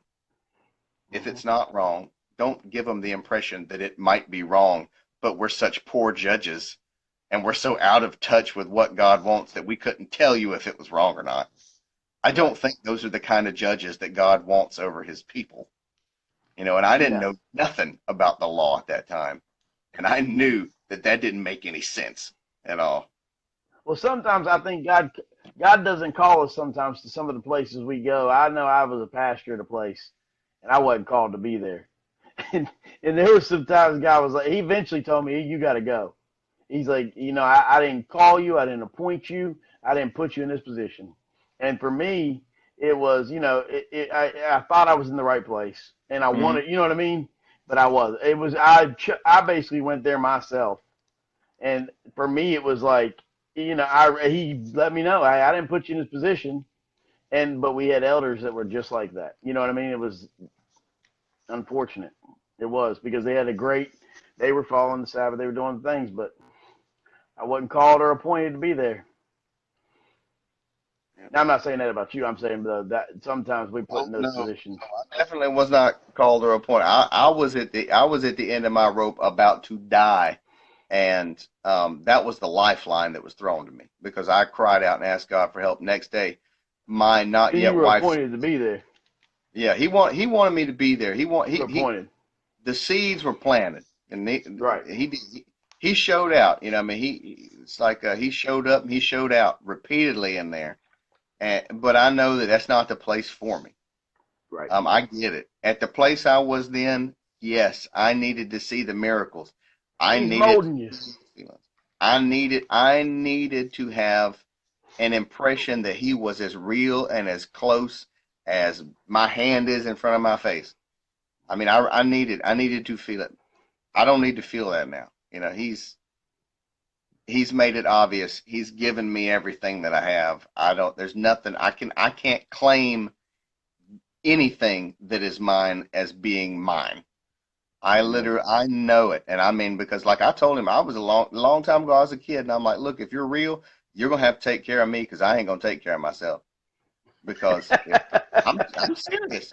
That's what I said to him. I said, look, if you're real, then you got all the power. If you're real, you got all the money. If you're real, you can take care of me and everybody else. So take care of me. And you know what? Up to the time I was 13 and going to church, I probably didn't realize it, but he probably really was taking care of me real well. And then even after that, when I wasn't going and I lost the ability to see what he was doing, he was still taking care of me. Oh, his hand was on you the whole time. I was in Pittsburgh, Pennsylvania, delivering pizzas. Right. This was I quit college. I'm just going to deliver pizzas right now. That's smart. Yeah, that's smart. So I mean, I went back to college eventually, but so I'm delivering pizzas, right, and it's snowing in Pittsburgh, light snow, and I lived in Wheeling, not far from there. It's cold. Yeah, it was my first experience with snow and black ice and everything. And so I'm sitting here with these pizzas, and I look in my rearview mirror, and I'm sitting right beside the pizza shop, and I'm basically boxed in by two cars, and I'm like, how in the world am I going to get out of this spot? And I look in my rearview mirror, and here comes a little young man, probably 13, 14 years old, wearing a red bandana, coming around the side of my truck. And he was coming around the passenger side. I was like, oh, nope. Not today. And I opened the door, and I stuck my head out, and a gun was right in my face from another boy coming up the other side. I mean, he put the gun right in my face. And, I mean, he could have just blown my head off right then. And he wanted money. I gave him the money that I had in my pocket. His friend stole the pizza that I had, and then they just went on about their business. Oh. And there have been other times in my life where, I mean, that I could be in jail. You know, I could have been shot. I was at a house that literally, I walked outside with the folks that lived in the house. We walked across the street to the graveyard across the street, came back and the whole house had been robbed. Smashed and grabbed the whole thing. We could have been right in the middle of a home invasion. And we just walked out at just the right time. You know, nothing happened. Nothing happened to me at all. My whole And life just, has been like that. yes, so It many literally times. has. He's been keeping me safe and keeping me safe and keeping me safe. And I'm still stupid sometimes. He still keeps me safe. I was in a four-wheeler accident July the 4th. I was on the front of a four-wheeler going 45 miles an hour and went from 45 to 0 in just the idiot drove straight into a mud pit with me on the front of the four-wheeler, with me yelling at him, stop, stop, stop. And he just hit it wide open. We went from 45 to 0. The thing flipped 15 feet through the air, rolled over my shoulder, threw me head first down into a mud puddle. I got up and I didn't have a drop of, I mean, I was on my hands and knees saying, oh God, am I, number one, oh, I'm alive. Thank you. Am I crippled? I'm not crippled. I can stand up. Am I bleeding? Not even bleeding. Not even a drop. I mean, literally, my skin is scraped, but no blood's coming out of it. I didn't have it. Not a drop of my blood was spilled. Don't get me wrong. My shoulder hurt, but I had to, but it actually took a month before my shoulder started hurting. I had a concussion, which hurt, and it gave me crazy dreams for about a week. And, but honestly, I should have been ragdoll, torn apart, and nothing. I was coming back from West Virginia on on 77, going up towards Morgantown, West Virginia, and my brother and I were going 75 miles an hour. I was not wearing a seatbelt, and I don't know if you know about the mountains in West Virginia, but like when you hit a guardrail, there's nothing on the other side. Oh, I've been there. And we basically, this car came over, hit us in our lane, tagged the front of the car. We did a 360, and then we're heading straight for a guardrail going about 60 some miles an hour. And the only thing that saved me was something in my head said, your brother's not buckled up. And I went to go over him to protect him. And I ended up, instead of flying out the window, I smashed in the whole console of the car and ended up, I was knocked out for a second, but I had missing some patches of hair from where it got stuck in the windshield. But other than that, man, I should have went out that windshield. I mean, I had pancreatitis 26 times with blood clots in my legs in the ICU. Like, God has just been there for me over and over again. And most of the time, I didn't deserve it. Every time I didn't deserve it. None of the times. Most of the time, I was living pretty bad, though, at that point. But his hand was on me the whole time. Yep. Guiding me and protecting me. Dude, this was a good one, man. Do we have any more verses? I'm about to fall asleep over here. No. I imagine we can wrap it up. But yeah, the thing with me, if I said that he hadn't cared for me, if I said he hadn't given me so much, if I said anything negative about him, I'd be a liar. And I can't lie. You know, when people be like, why do you believe in God you can't see? Why do you think these things that sound, what are you, a caveman? You know, where you believe in these things that are ridiculous. And, at the end of the day, I've just got to say, no, man, I believe in the experiences that I've had. I could not fault him. And I'd be a liar if I said anything bad about him. He's never done me wrong. He just never done me wrong. And then literally, the closer we get to him, the more he shows us. Yeah. And reveals that stuff to us. You know what I mean? Oh yeah. Well, like I said, you know what? Like it says in Revelation, who are these that are wearing these clothes? You know, well, why are they here? Because they overcame by the blood of the Lamb and by the testimony of Yeshua. That's all we're doing. We're just testifying that he did what he did. And that's why I could, I said earlier that I would, I'd go Jewish to get to be able to be in Israel. Yes, I would, as long as I didn't have to give up. You know, as long as I will be glad. I knew what you meant. I'd be glad to argue about, Yeshua all the time for folks and never make anybody else believe that, if I really couldn't answer their questions properly. But I could never deny him because it would make me a liar. And I can't be a liar, I just can't do it. No. It just ain't who I am. So, anyways, you be blessed, and thanks for hanging out and chatting with me. Yeah, I And appreciate it. yeah, it's been a long day, and this is a long Torah portion too. Yes, it is. That's, We'll have to debate Hanukkah one time on here. well, and that'll be fine. And that's the thing is, and I'm of a mixed opinion about it. In one So hand, am I love though talking about it. Like even there's sometimes that I may not always agree with what you say, but the thing is I know this is that I'm never right because my mind always changes. I yeah, know that. you You know what keep I mean? growing, Like man. That's about that's all you it. can do. And I tell Anybody you, says their doctrine's right is wrong. yeah, I You know what I try. mean? It's like I got no room to judge. All I can do is say if it's black and white, and I can point to it and say, okay, look, Yes. this is black and white. You got to argue with the word about this. Don't argue with me about it. But some of them things Right. like Hanukkah, man, No, I I got don't you. know. I can see both sides of it, and it's hard to know which one to hop on. The judges of Israel say you hop on the Hanukkah side is which side you hop on because we told you to. Right. Meanwhile, other people be like, I just like it because I like it. And then other people would be like, nope, that's an ungodly pagan festival too. Just don't mess with it. It's hard for me to make a No, decision. But anyways, I did a video on it a while back, and that's why like I was in the point where people are telling me I needed to be doing it, and I'm like I need to be able to prove that I can do it. You know what I mean? Before I'm gonna yeah, do something, I've already done Christmas. I need to be able to prove it. But all right, yeah. brother. Shabbat shalom, and have a good night, man. And to you, Baruch Haba, Yehovah, you be blessed in the name of Yehovah and your family. And I lift you up and you and your family up, man. And I'm so glad to see your internet's working good for you. Amen. All right. See you later, bro. Good night, brother. Later.